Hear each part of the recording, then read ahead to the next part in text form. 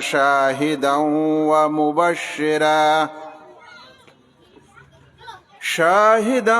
ومبشرا ونذيرا وداعيا إلى الله بإذنه وسراجا منيرا. وقال تعالى: لقد كان لكم في رسول الله أسوة حسنة لمن كان يرجو الله واليوم الآخر وذكر الله كثيرا.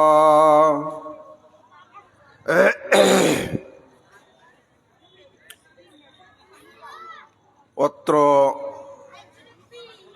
মহফিলের সম্মানিত সভাপতি মহোদয়,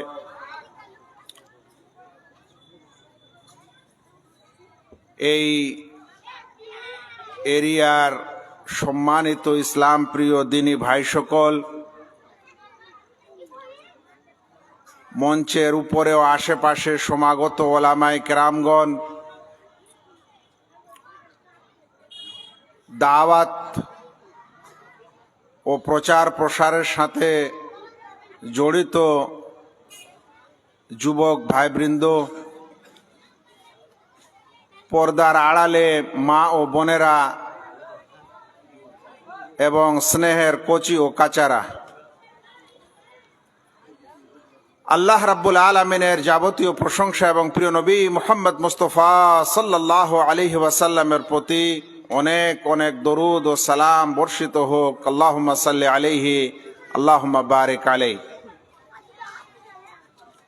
আলোচনা শুরু করার আগে ছোট্ট দুটি রিকোয়েস্ট করব। কথাগুলি ভলেন্টিয়ার ভাইয়েরা এবং আয়োজক ভাইয়েরা একটু শুনেন। প্রথম কথা হলো, এখানে কিছু ছোট বাচ্চা আছে যারা বেলুন ইত্যাদি নিয়ে খেলাধুলা করছে। ভলেন্টিয়ার আপনারা এই বাচ্চাদেরকে সরিয়ে দেন। এটা আপনাদের কাছে রিকোয়েস্ট, না হলে উচিত হবে না আমার আলোচনা করা, আপনারা শুনে মজা পাবেন না। সাইডের প্যান্ডেল থেকে একটু আওয়াজ বেশি আসছে, ওদেরকেও আওয়াজ করতে নিষেধ করেন। যেটা আমার বিষয়, সেটা আমাদের নবী মুহাম্মদ মুস্তাফা সাল্লাল্লাহু আলাইহি ওয়াসাল্লামের জীবনী। আমরা যে নবীকে মানি তার জীবনী আলোচনা করব, এবং এখানে কিছু খেলাধুলা হবে, বেয়াদবি হবে, এটা কখনো উচিত না। এই কারণে এই আলোচনাটার গুরুত্ব অনেক বেশি। এই কারণে আমি আপনাদের বলছি যে সত্যিকারে আপনি আমাদের নবী মুহাম্মদ মুস্তাফা সাল্লাল্লাহু আলাইহি ওয়াসাল্লামকে যদি ভালোবাসেন, তাহলে আপনাকে বেয়াদব হলে হবে না, আদব হতে হবে, শিষ্টাচার থাকতে হবে, মনে ভালোবাসা থাকতে হবে, নবীর সম্মান বোধ থাকতে হবে। আর তারপরে যখন শুনবেন তাহলে না কিছু লাভ দিবে, নচেত দিবে না। এই জন্য আমি আবারও বলছি, আপনারা যারা এই জালসার কর্তৃপক্ষ আছেন তারা এই কথাটি ভালো করে মনে রাখেন। আর দ্বিতীয় অনুরোধটি আমাদের রাস্তাঘাটের ভাই বোনদের জন্য। ভাই, এটা জালসা আপনারাই করেছেন, আর আপনারাই যদি ফের ঘোরাঘুরি করেন তাহলে তো আর কিছু করার নাই। আর যদি ঘোরাঘুরি করতেই চাচ্ছেন তো এই জালসার সামনে দিয়ে না গিয়ে অন্য জায়গা দিয়ে যান, ওইটাই বেশি ভালো লাগবে। নচেত সকলে আসেন, আমাদের রাসূল সাল্লাল্লাহু আলাইহি ওয়াসাল্লামের জীবনী নিয়ে 1.5 ঘন্টা আলোচনা হবে ইনশাআল্লাহ। ভাই সকল, আমি আর ইত্যাদি কথা না বলে সরাসরি নবী মুহাম্মদ মুস্তাফা সাল্লাল্লাহু আলাইহি ওয়াসাল্লামের জীবনী নিয়ে আলোচনা শুরু করতে যাচ্ছি। আজকের এই আলোচনায় আপনারা শুনে যেমন সওয়াব পাবেন, অন্যান্য আলোচনা থেকে এটাতে একটু বেশি পাবেন। কারণ যখনই আমাদের নবীর নাম আসবে তখনই আপনারা সকলে বলবেন সাল্লাল্লাহু আলাইহি ওয়াসাল্লাম। আল্লাহ রাসূল সাল্লাল্লাহু আলাইহি ওয়াসাল্লাম একদিন মেম্বারে উঠছেন, মসজিদের মেম্বারে। তো মেম্বারের কয়টা থাক হয় ভাই? কয়টা থাক হয়? 3টা। তো প্রথম থাকটাতে পা দেওয়ার পর বলছেন আমিন, ফের দ্বিতীয়টাতে দেওয়ার ওপর বলছেন আমিন, ফের তৃতীয়টাতে দেওয়ার ওপর বলছেন আমিন।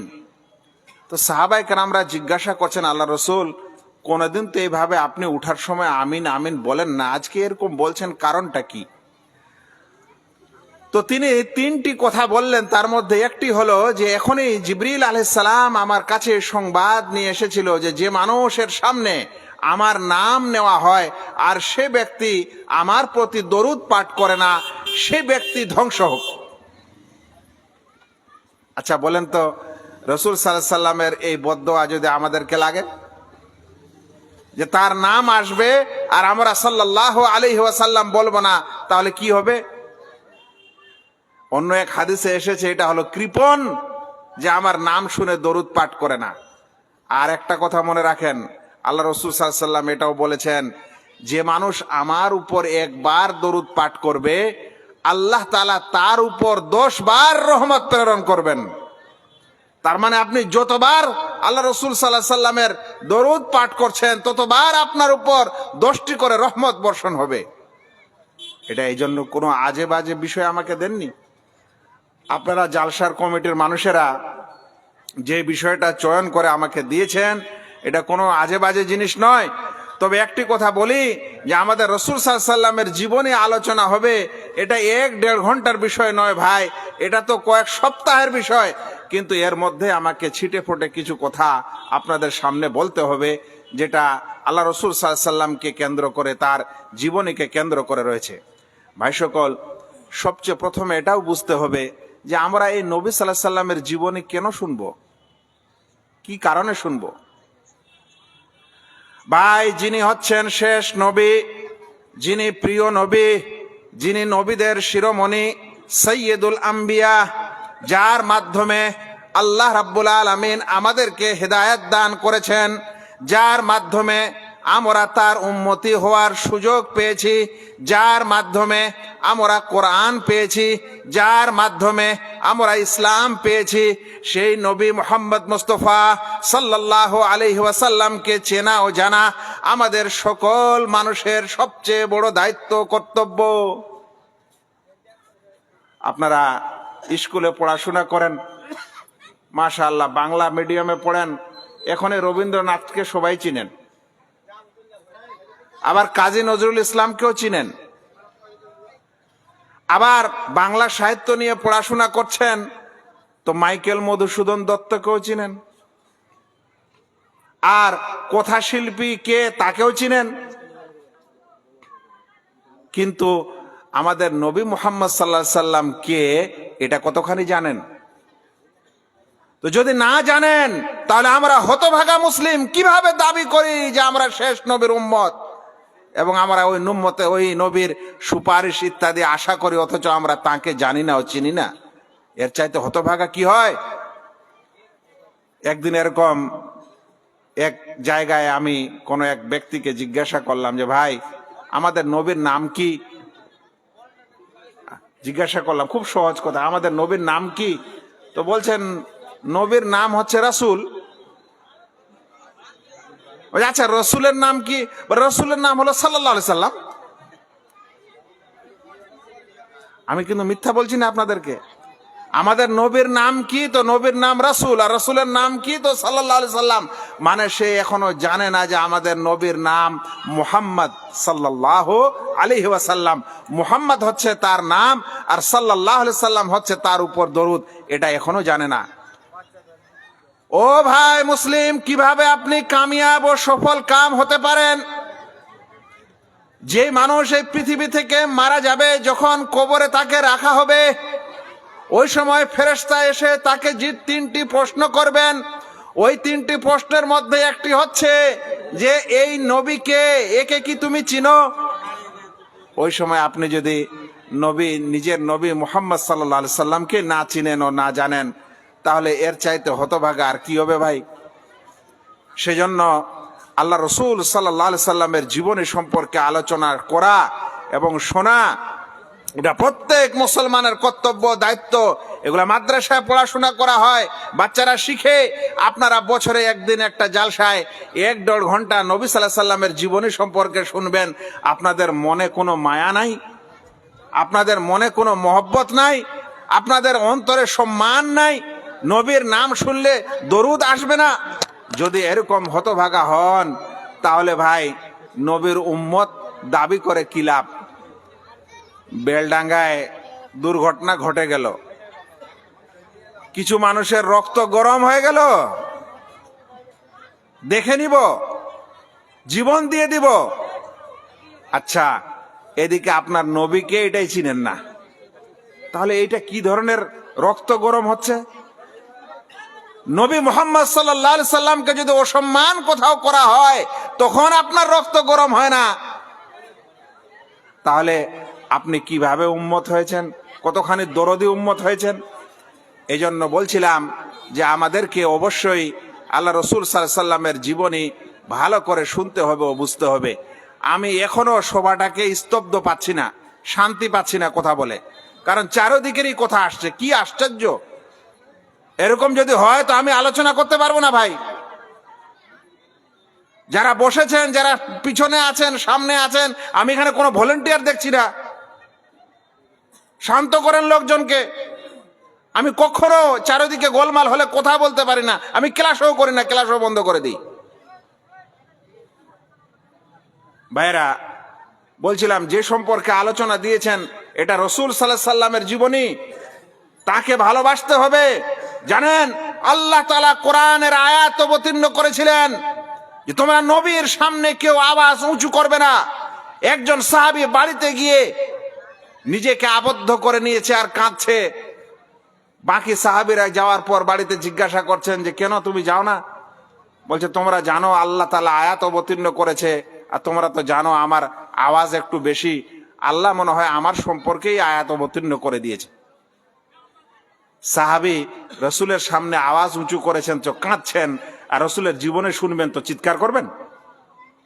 চিৎকার করবেন? এখানে কোন রকম এদিক ওদিক করবেন না। যারা শুনবেন ভালো করে শুনেন, না শোনার ইচ্ছা আসলে আপনি চলে যান, কিন্তু বেয়াদবি করবেন না রাসূল সাল্লাল্লাহু আলাইহি সাল্লামের সামনে।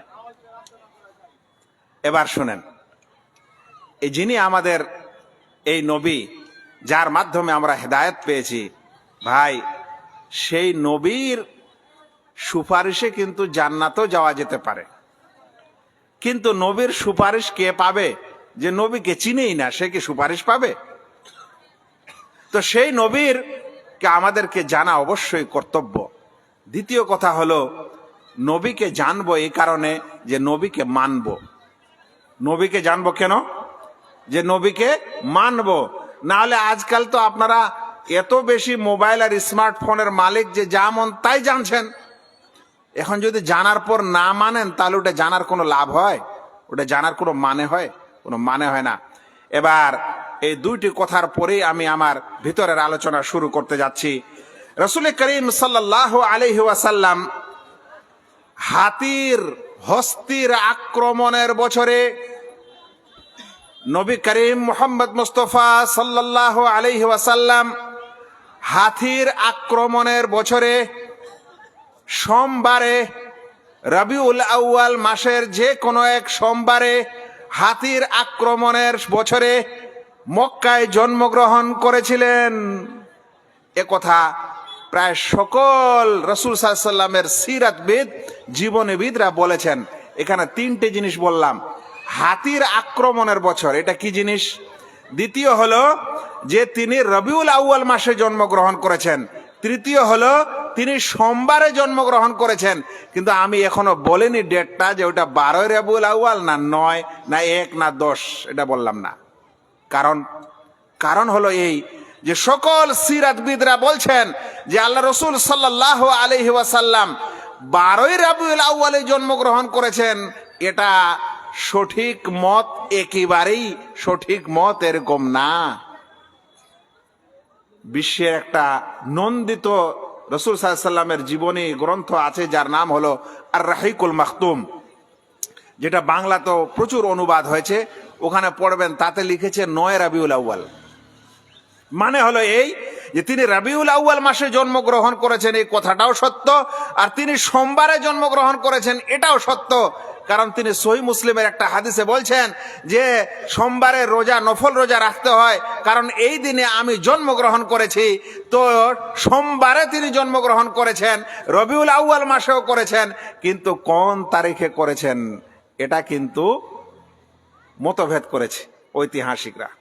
কেউ বলছেন 9 রবিউল আউয়াল, কেউ বলছেন 11 রবিউল আউয়াল, কেউ বলছেন 12 রবিউল আউয়াল, এমনকি কেউ 1-2 রবিউল আউয়ালও বলছেন। আচ্ছা, মানুষ যদি রাসূল সাল্লাল্লাহু আলাইহি সাল্লামের কখন জন্ম হয়েছেন এটা নিয়ে কেউ যদি মতভেদ করে, ওটা আমি করছি না, লেখকরা করেছেন, তাহলে আপনি যদি জবরদস্তি 12 তারিখেই যদি আপনি রাসূল সাল্লাল্লাহু আলাইহি সাল্লামের জন্মদিবস পালন করেন, তাহলে মানে কি হলো? তাহলে ঠিক হলো?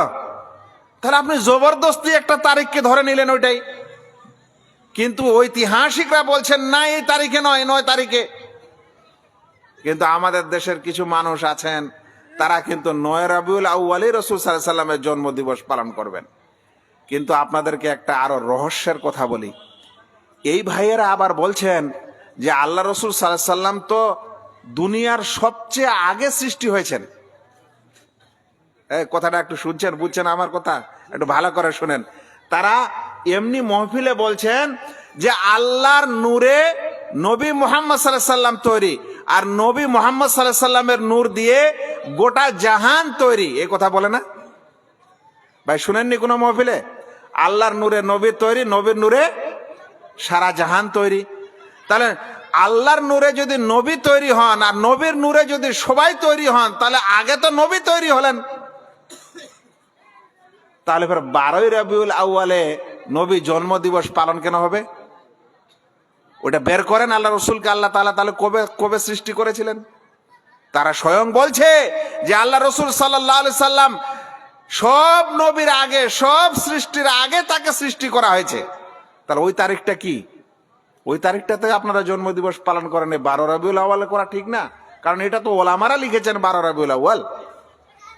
এখানে আর একটা কথা বুঝাই ভাই, তারা এ কথা নির্দ্বিধায় তাদের মিলাদ মাহফিল গুলাতে বলে যাচ্ছে যে আল্লাহর নূরে নবীর তৈরি, নবীর নূরে সারা জগৎ তৈরি। আচ্ছা ভাই, নবীর নূরে যদি সারা জগৎ তৈরি হয়, তাহলে আপনিও নবীর নূরের তৈরি, আমিও নবীর নূরের তৈরি। এই আসমানও নবীর নূরের তৈরি, এই জমিনও নবীর নূরের তৈরি। নাউজুবিল্লাহ, যত জীব জন্তু আছে সব নবীর নূরের তৈরি। নাউজুবিল্লাহ, জীব জন্তুর মধ্যে কুকুর ইত্যাদি, এটাও নবীর নূরের তৈরি। নাউজুবিল্লাহ, মানুষের মধ্যে কাফের মুশরিকও নবীর নূরের তৈরি, আর মুমিনরাও নবীর নূরের তৈরি। এই মানেটা এটা হলো না? তাহলে এর দ্বারা নবীর সম্মান হলো না নবীর অসম্মান হলো? করতে গেছিল নবীর সম্মান, হয়ে গেছে অসম্মান। নবীর নূরে সারা জগৎ যদি তৈরি হয়, তাহলে আপনি আমি যেখানে বসে আছি ওটাও নবীর নূর। কিভাবে বসে থাকতে পারেন? আর কিভাবে আপনি ওর উপর পায়খানা ও পেশাব করতে পারেন? কিভাবে আপনি একটা মুশরিক ও নবীর নূরের তৈরি বলতে পারেন?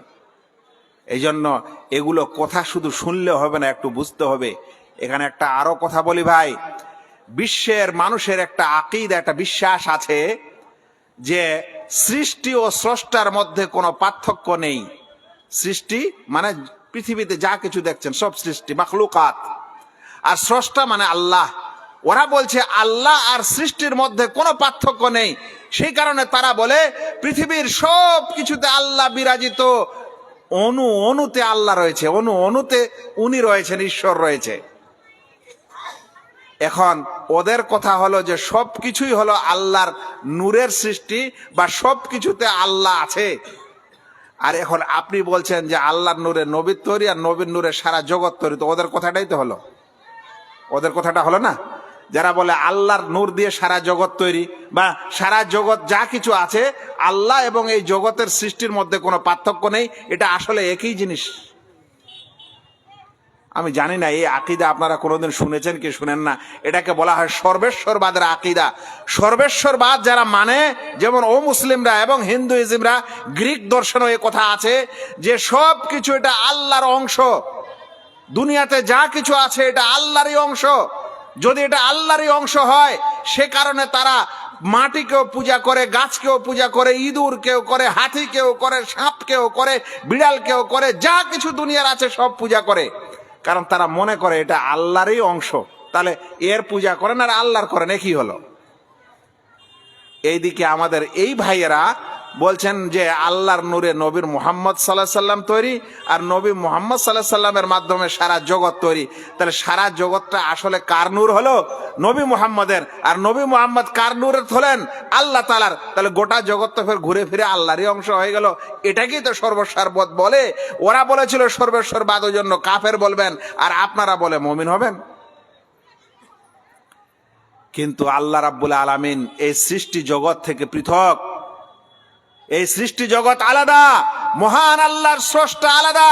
আল্লাহ রাব্বুল আলামিন এই আকাশ এবং জমিনকে 6 দিনে সৃষ্টি করেছেন, করার পর আরশে আজিমে তিনি সমুন্নত। তিনি সৃষ্টি জগতের কোনো কিছুর সাথে সম্মিলিত না, তিনি সব কিছুর ঊর্ধ্বে আরশে আজিমে আছেন। সেখান থেকে তিনি সারা বিশ্ব দেখেন ও শুনেন এবং সারা বিশ্ব পরিচালনা করেন।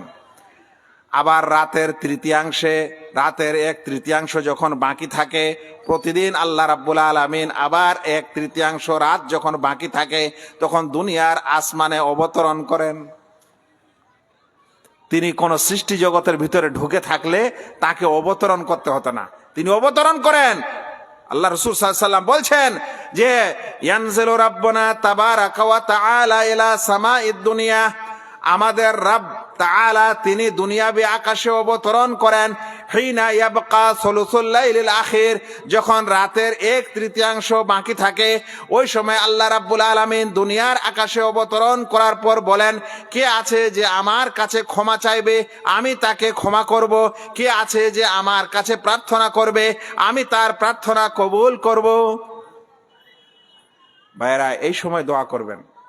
আপনারা অনেক মানুষ আমাদেরকে ফতোয়া টতোয়া ইত্যাদি জিজ্ঞাসা করেন যে শেখ এই ঝামেলায় ওই ঝামেলায় দোয়া করছি, কবুল হয় না, আল্লাহ এতদিন ধরে অসুখ, এতদিন ধরে এই কিচ্ছু ভালো হয় না।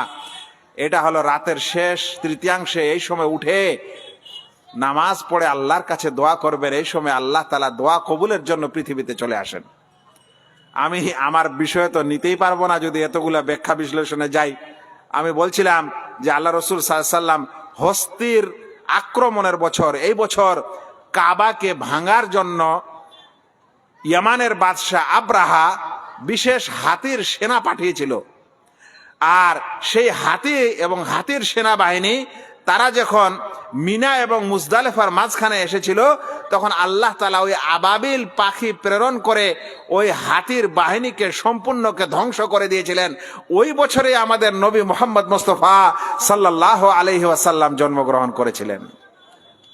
ওই সূরা পড়েন না, আলাম তারা কাইফা ফাআলা রাব্বুকা বিআসহাবিল ফিল, তোমরা কি দেখনি আল্লাহ রাব্বুল আলামিন কি অবস্থা করলেন হাতিওয়ালাদের সাথে? ওইটা এই অবস্থা। ওই বছর আমাদের রাসূল করিম সাল্লাল্লাহু আলাইহি সাল্লাম জন্মগ্রহণ করেছেন। আমি বলছিলাম যে আল্লাহ রাসূল সাল্লাল্লাহু আলাইহি সাল্লাম যখন জন্মগ্রহণ করলেন, ঠিক তখন তার পিতা মারা গেল, আব্বু মারা গেল, তিনি অনাথ হিসাবে জন্মগ্রহণ করলেন। মায়ের পেটেই আছেন। কিছু মতভেদ আছে ঐতিহাসিকদের কাছে যে মায়ের পেটে থাকার সময় মারা গেছিলেন না জন্মের পর মারা গেছিলেন, কিন্তু মারা গেছেন। আল্লাহ তাআলা কোরআনে বলছেন, আলাম ইয়াজিদকা ইয়াতীমান ফাআওয়া, আল্লাহ আপনাকে এতিম পায়নি কি, অতঃপর আপনাকে আল্লাহ রাব্বুল আলামিন স্থান দিয়েছেন, অতঃপর সম্মান দিয়েছেন, কত কি করেছেন। এটা ছিল আমাদের নবী মুহাম্মদ সাল্লাল্লাহু আলাইহি সাল্লামের জন্ম তারিখ। অতঃপর যখন জন্ম হলেন, তখন মক্কার সেই যুগের মানুষেরা দাইমাকে দুধ পান করতে দিত। দাইমা এখন আর এই প্রথাটা নাই, আমাদের সমাজ থেকে প্রায় উঠে গেছে। ওই যুগে নিয়ম ছিল যে কোনো একজন মহিলাকে দুধ পান করতে দিত। আর বিশেষ করে শহরের মানুষেরা গ্রামের মহিলার কাছে বাচ্চাদেরকে পাঠিয়ে দিত। তার কারণ ছিল এই যে শহরের আবহাওয়া সেই যুগে ভালো ছিল না, সেজন্য তারা গ্রামের মহিলাকে দুধ পান করতে দিত, যেন ছোট বাচ্চা ওখানে দুধ পান করে বড় হয় আর শরীর স্বাস্থ্য ভালো হয়। তো রাসূল করিম সাল্লাল্লাহু আলাইহি ওয়াসাল্লাম তার যে দুধ মা ছিলেন, দাই মা ছিলেন, সেই দুধ মার নাম হচ্ছে হালিমা আস-সাদিয়া। আল্লাহ রসুল সাল্লাল্লাহু আলাইহি সাল্লাম তার কাছে দুধ পান করেছিলেন, নিজের মায়েরও পান করেছেন আর তার কাছেও দুধ পান করেছেন। এগুলা ঘটনা ইত্যাদি বলা যাবে না, সময় নাই। কিন্তু এই দুধ পান যখন করলেন আর ধীরে ধীরে ওই বানু সাদে যখন আল্লাহ রসুল একটু বড় হলেন, দৌড়াদৌড়ি করতে শিখলেন, খেলাধুলা করতে শিখলেন, ওই সময় একটা বড় দুর্ঘটনা, বলা যেতে পারে দুর্ঘটনা ঘটলো, কিন্তু আসলে ওটা দুর্ঘটনা নয়, এটা ছিল একটা সুসংবাদ। শুনেন, এই দুর্ঘটনাকে ইমাম মুসলিম রাহিমাহুল্লাহ বর্ণনা করছেন। আনাস রাদিয়াল্লাহু তাআলা আনহু থেকে বর্ণিত, তিনি বলেন, আন্না রাসূলুল্লাহ সাল্লাল্লাহু আলাইহি ওয়াসাল্লাম আতাহু জিবরিল, আল্লাহ রসুল সাল্লাল্লাহু আলাইহি সাল্লামের কাছে একদা জিবরিল আসলো। ওয়া হুয়া ইয়ালআবু মাআল গিলবান, যে সময় আল্লাহ রসুল বাচ্চাদের সাথে খেলাধুলা করছিলেন। এই যে বাচ্চারা খেলাধুলা করছে, 7-8 বছর বয়সের বাচ্চারা, আমাদের নবী খেলাধুলা করছেন, ওই সময় চলে আসলো জিবরিল। কি আসলো? জিবরিল। এটা হাদিস, এটা আল্লাহ রসুল শোনাচ্ছেন আমাদেরকে। বলছেন ফাআখাযাহু ফাসারাহু, অতঃপর জিবরিল তাকে নিয়ে মাটিতে ফেলে দিলেন। মাটিতে ফেলে দিলেন আমাদের রাসূল সাল্লাল্লাহু আলাইহি সাল্লামকে ধরে। তারপরে কি ঘটলো? ফাশাক্কা আন কলবিহি, অতঃপর তার সিনা চাক করা হলো, তার বক্ষ বিদীর্ণ করা হলো, তার হার্ট অপারেশন করা হলো। আল্লাহু আকবার। ছোট বাচ্চা, মোটামুটি 6 বছর বয়স, এই সময় যখন জিবরিল আলাইহিস সালাম আমাদের রসুলকে ধরে এই বক্ষ বিদীর্ণ করছিলেন, হার্ট অপারেশন করছিলেন, তখন বাকি তার সাথীরা দেখতে পেয়েছিল যে এই আমাদের সাথী মুহাম্মদকে এই লোকটা মেরে ফেলছে, কেটে দিয়েছে, হত্যা করছে। ও দৌড়, সব বাচ্চারা তার দাইমা মানে তার দুধ মার কাছে খবর দিতে যাচ্ছে, যে দৌড়ে যাচ্ছে সেই বাচ্চারা, যারা বলছে যে শুনেন শুনেন, মুহাম্মদ কাদ কুতিলা, মুহাম্মদকে হত্যা করে দেওয়া হয়েছে, তাড়াতাড়ি আসেন, তাড়াতাড়ি আসেন। তার দুধ মা ছুটে আসছেন। কিন্তু ঘটনাটা কি ঘটলো বাকিটা হাদিসে এসছে, ওটা আগে শুনিয়ে দিই। তারপরে কি হলো? যখন তার হার্ট অপারেশন হচ্ছে, এই সময় ফাস্তাখরাজাল কালবা, জিবরিল আলাইহিস সালাম আল্লাহ রাসূল সাল্লাল্লাহু আলাইহি সাল্লামের হার্টকে বের করলেন। ফাস্তাখরাজা মিনহু আলাকাতান, এবং সেই হার্ট থেকে একটা অংশকে, একটা টুকরাকে বের করে নিলেন। ফাকালা হাদা হাদ্দু শাইতান মিনকা, এটা আপনার শরীরে, আপনার অন্তরে শয়তানের অংশ। হার্ট অপারেশন করার সময় একটা বিশেষ টুকরোকে বের করে আমাদের নবীকে ফেরেশতা জিবরিল বলছেন, এটা তোমার শরীরে শয়তানের অংশ। তারপরে কি করলেন? সুম্মা গাসালাহু ফি তাসতিন মিন যাহাবিন বিমা'i জামজামা, অতঃপর আল্লাহ রাসূল সাল্লাল্লাহু আলাইহি সাল্লামের এই হার্টকে জিবরিল আলাইহিস সালাম একটা তস্তিতে, যাকে তাস্ত বলা হয়, স্বর্ণের তস্ত, এই স্বর্ণের তস্তিতে জমজমের পানি দিয়ে ধৌত করে নিলেন। সুম্মা লাআমাহু, অতঃপর সিলাই করে দিলেন। ওটাকে বলা হয় মিলন করে দেওয়া, মানে ফাড়া হয়েছিল, তারপরে ওটাকে ধরে এইভাবে মিলিয়ে দেওয়া হলো। মিলিয়ে দেওয়ার অপারেশনটা এখন বর্তমান যুগে আবিষ্কার হয়েছে। এখন অনেক অপারেশনে আর সিলাই হয় না। যত উন্নত অপারেশন এখন আছে পৃথিবীতে, ইউরোপ আমেরিকা সহ আমাদের দেশও এসেছে, কিছু কিছু অপারেশনে এখন কি নাই? সিলাই নাই। ওটা এমন এক মেডিসিন দিয়ে দুই চামড়াকে একত্রিত করে দিচ্ছে, হয়ে যাচ্ছে। কিন্তু এখানে আল্লাহ রাসূল সাল্লাল্লাহু আলাইহি সাল্লামের যে ঘটনাটা হাদিসে বর্ণিত হয়েছে, এখানে সিলাইও করা হয়েছিল। শুনেন কিভাবে সেলাই করা হয়েছে।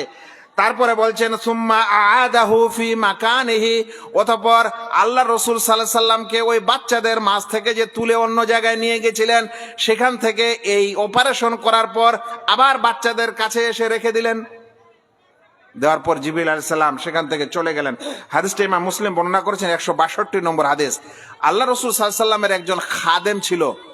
খাদেম রাসূল সাল্লাল্লাহু আলাইহি সাল্লাম নিজে নেননি, একজন মা তার ছেলেকে, বলতে পারেন একটা দাদি ছিল, সেই দাদি আনাসকে আল্লাহ রাসূল সাল্লাল্লাহু আলাইহি সাল্লামের কাছে হাজির করে বলেছেন, আল্লাহ রাসূল, এই বাচ্চাকে আমি দিচ্ছি, আপনি আপনার কাছে রাখেন, এর একটু খিদমত করেন, আপনার একটু খিদমত করবে, এই জন্য আপনার কাছে রেখে যাচ্ছি। নবী সাল্লাল্লাহু আলাইহি সাল্লামের খিদমত করার জন্য আনাস এর দাদি ও আনাসের মা আল্লাহ রাসূল সাল্লাল্লাহু আলাইহি সাল্লামের বাড়িতেই তাকে রেখে দিয়েছিলেন। ওই আনাস এই হাদিসটা বর্ণনা করছেন। আনাস রাদিয়াল্লাহু তাআলা আনহু বলছেন যে ওয়াল্লাহি আমি আল্লাহ রসুল সাল্লাল্লাহু আলাইহি সাল্লামের এই বক্ষ বিদীর্ণ হওয়ার অপারেশনের যেই সেলাই করার দাগ ছিল, সেই দাগগুলো আমি আল্লাহ রসুল সাল্লাল্লাহু আলাইহি সাল্লামের বক্ষ থেকে পেট পর্যন্ত আমি দেখেছি। এটা কে বলছেন? আনাস রাদিয়াল্লাহু তাআলা বলেন। অন্য মানুষ দেখতে পাবে না গো। আল্লাহ রসুল কাপড় খুলে থাকতেন না, তিনি খুবই লজ্জাশীল ছিলেন। এই জন্য আনাস যে খাদেম ছিল, ছোট ছিল, তো সে পেশাব পায়খানা করার জন্য পানি ইত্যাদি নিয়ে যেত, শরীরে কাপড় চোপড় ইত্যাদি আনতে হতো, আর কিছু হতো। সেই জন্য আনাস এটা দেখেছে এবং আনাস রাদিয়াল্লাহু তাআলা আনহু এটা বলেছিলেন। এটা আমাদের রসুল সাল্লাল্লাহু আলাইহি ওয়াসাল্লামের ছোট্ট কালে, বাল্যকালে তার হার্ট অপারেশনের একটি ঘটনা, যেটা সহিহ মুসলিমে স্পষ্টভাবে এসেছে। এরপর যখন দুধ মা আসলেন, এসে আমাদের রসুল সাল্লাল্লাহু আলাইহি ওয়াসাল্লামকে দেখছেন যে একদম চেহারা ছবি বিগড়ে গেছে, মানে ভয়ে আতঙ্কে বাচ্চার যেরকম হয় হতভম্ব হয়ে গেছে। তখন তিনি বাচ্চাকে নিয়ে বাড়ি গেলেন। বাড়ি যাওয়ার পর তার মনে এটা আসলো যে এই ছেলে তো আর আমার না, আমাকে তো দুধ পান করতে দিয়েছে, আমি দুধ মা। তো বাচ্চাটার যখন এরকম অবস্থা হয়েছে, তাহলে আমার কাছে না রেখে ওর মাকে ফিরিয়ে দেওয়া ভালো হবে। তখন আমাদের রসুল সাল্লাল্লাহু আলাইহি ওয়াসাল্লামকে ওই তার দুধ মা নিয়ে আসল মা আমিনার কাছে নিয়ে চলে গেলেন। নিয়ে গিয়ে বললেন, বাচ্চাকে আপনারা রাখেন, এরকম এরকম ঘটনা হয়েছে, আমাদের ভয় হচ্ছে, আপনারা এখন বাচ্চাকে রাখেন। কিন্তু তারপরে কি ঘটলো?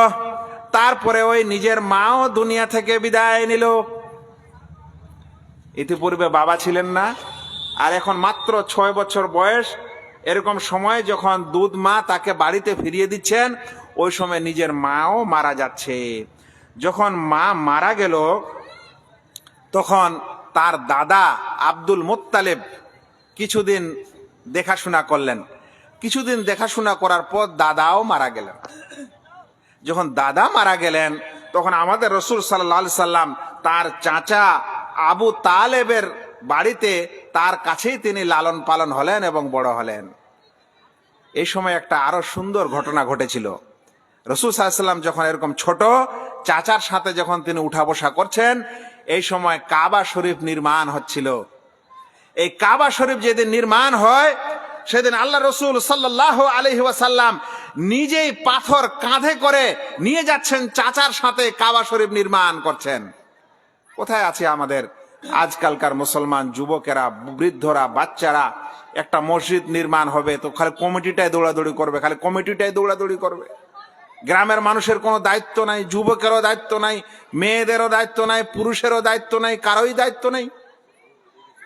আর ওইদিকে আমাদের নবী 6 বছর 7 বছরের শিশু, তিনি তার কাঁধে পাথর নিয়ে কাবা শরীফ তৈরি করার জন্য তিনি সাহায্য করছেন। কিন্তু একটা খুব বিরাট ঘটনা ঘটেছিল। চাচা এই বাচ্চা যখন, শিশু যখন কাঁধে করে পাথর নিয়ে যাচ্ছিল, তখন চাচাকে খুব মায়া হচ্ছিল আবু তালেবকে। আর সেই যুগটা তো আর আমাদের মতো এত সভ্য যুগ ছিল না, আমাদেরটা এখন বেশি অসভ্য, কিন্তু ওই যুগও অসভ্য যুগ ছিল, এখনো তো নবী হননি, ইসলাম আসেনি। তো সেই সময় চাচাকে যখন দরদ হলো যে বাচ্চাটা যাচ্ছে এভাবে পাথর নিয়ে, কষ্ট হচ্ছে, তো বলছে এক কাজ করো, তোমার লুঙ্গিটা খুলে ঘাড়ে নিয়ে নাও, আর পাথরটা ওই লুঙ্গির উপরে রাখো, নিয়ে তারপরে হেঁটে যাও, তাহলে তোমাকে লাগবে না।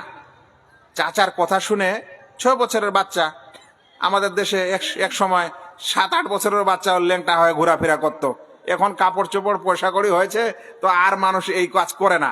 তো সেই বর্বর যুগে এগুলো ছিল, তাও কিন্তু রাসূল সাল্লাল্লাহু আলাইহি ওয়াসাল্লাম কাপড় পরে আছেন, কিন্তু মায়ের ছলনায় চাচা বলছেন যে লুঙ্গিটা একটু কাঁধে নাও আর পাথরটা উপরে নাও, তাহলে তোমার কাঁধে লাগবে না। আল্লাহ রাসূল সাল্লাল্লাহু আলাইহি ওয়াসাল্লাম এরভাবে লুঙ্গি খুলে কাঁধে নিয়ে কিছু দূর গেছেন, বেহুশ হয়ে পড়ে গেছেন। আল্লাহ বাঁচাবেন, ইজ্জত রক্ষা করবেন, ছোট হলেও। এই যে বেহুশ হয়েছে, হাদিসে এসেছে চোখ চড়িয়ে দিয়েছে, তারপরে যখন কাপড় পরিয়ে দেওয়া হয়েছে ভালো হয়ে গেছে। কাপড় পরিয়ে দিয়েছেন, আবার রাসূল সাল্লাল্লাহু আলাইহি ওয়াসাল্লাম ভালো হয়ে গেছেন। বলছেন তারপরে আমাদের রাসূল সাল্লাল্লাহু আলাইহি ওয়াসাল্লামকে কখনো আর উলঙ্গ দেখা যায়নি। এটাই তার জীবনের শেষ, ওই 6-7 বছরের উলঙ্গ হওয়া, আর জীবনে তিনি কখনো উলঙ্গ হননি। আল্লাহু আকবার। এই নবীর আলোচনা শুনছেন আপনারা, অনেক ফতোয়া ফারাজ শুনেছেন, এখানে কে ভলেন্টিয়ার কেউ নাই? এখানে কি ভলেন্টিয়ার কেউ নেই?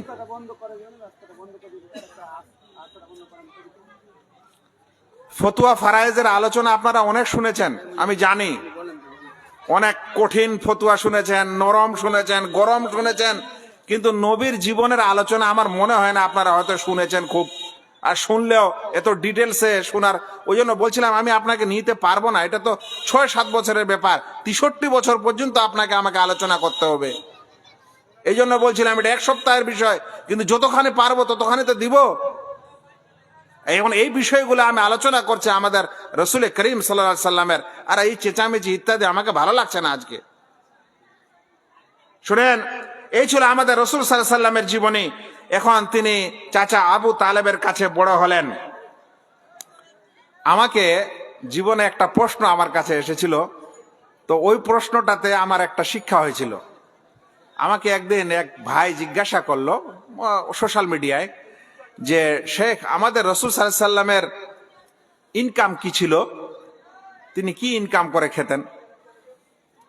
আমারও কোনোদিন মাথায় এটা আসেনি যে আমি রসুল সাল্লাল্লাহু আলাইহি সাল্লামের ইনকাম সম্পর্কে কিছু বিশেষ করে জানবো, যেগুলা সাধারণ জানি। কিন্তু ওই দিন আমি বিশেষ করে আল্লাহ রসুল সাল্লাল্লাহু আলাইহি সাল্লামের ইনকাম সম্পর্কে শুনলাম। কেন এটা কথা বলছি? কারণ এখানে বিষয়টা আছে। আল্লাহ রসুল সাল্লাল্লাহু আলাইহি সাল্লাম এই সময় কিছু ছাগল চড়িয়েছিলেন, ছাগল এবং ভেড়া। আর ওই ভেড়া চড়ানোর সময় তার কিছু ইনকাম, হয়তো অল্প পয়সা। যৌবন বয়সে তিনি ব্যবসা করলেন।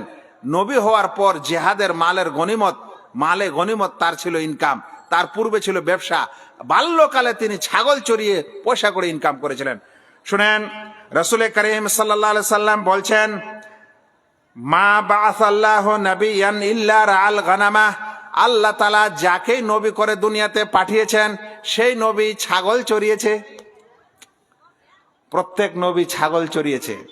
বলবেন এটা ছোট কাজ। কেন চড়িয়েছিল প্রত্যেক নবী ছাগল?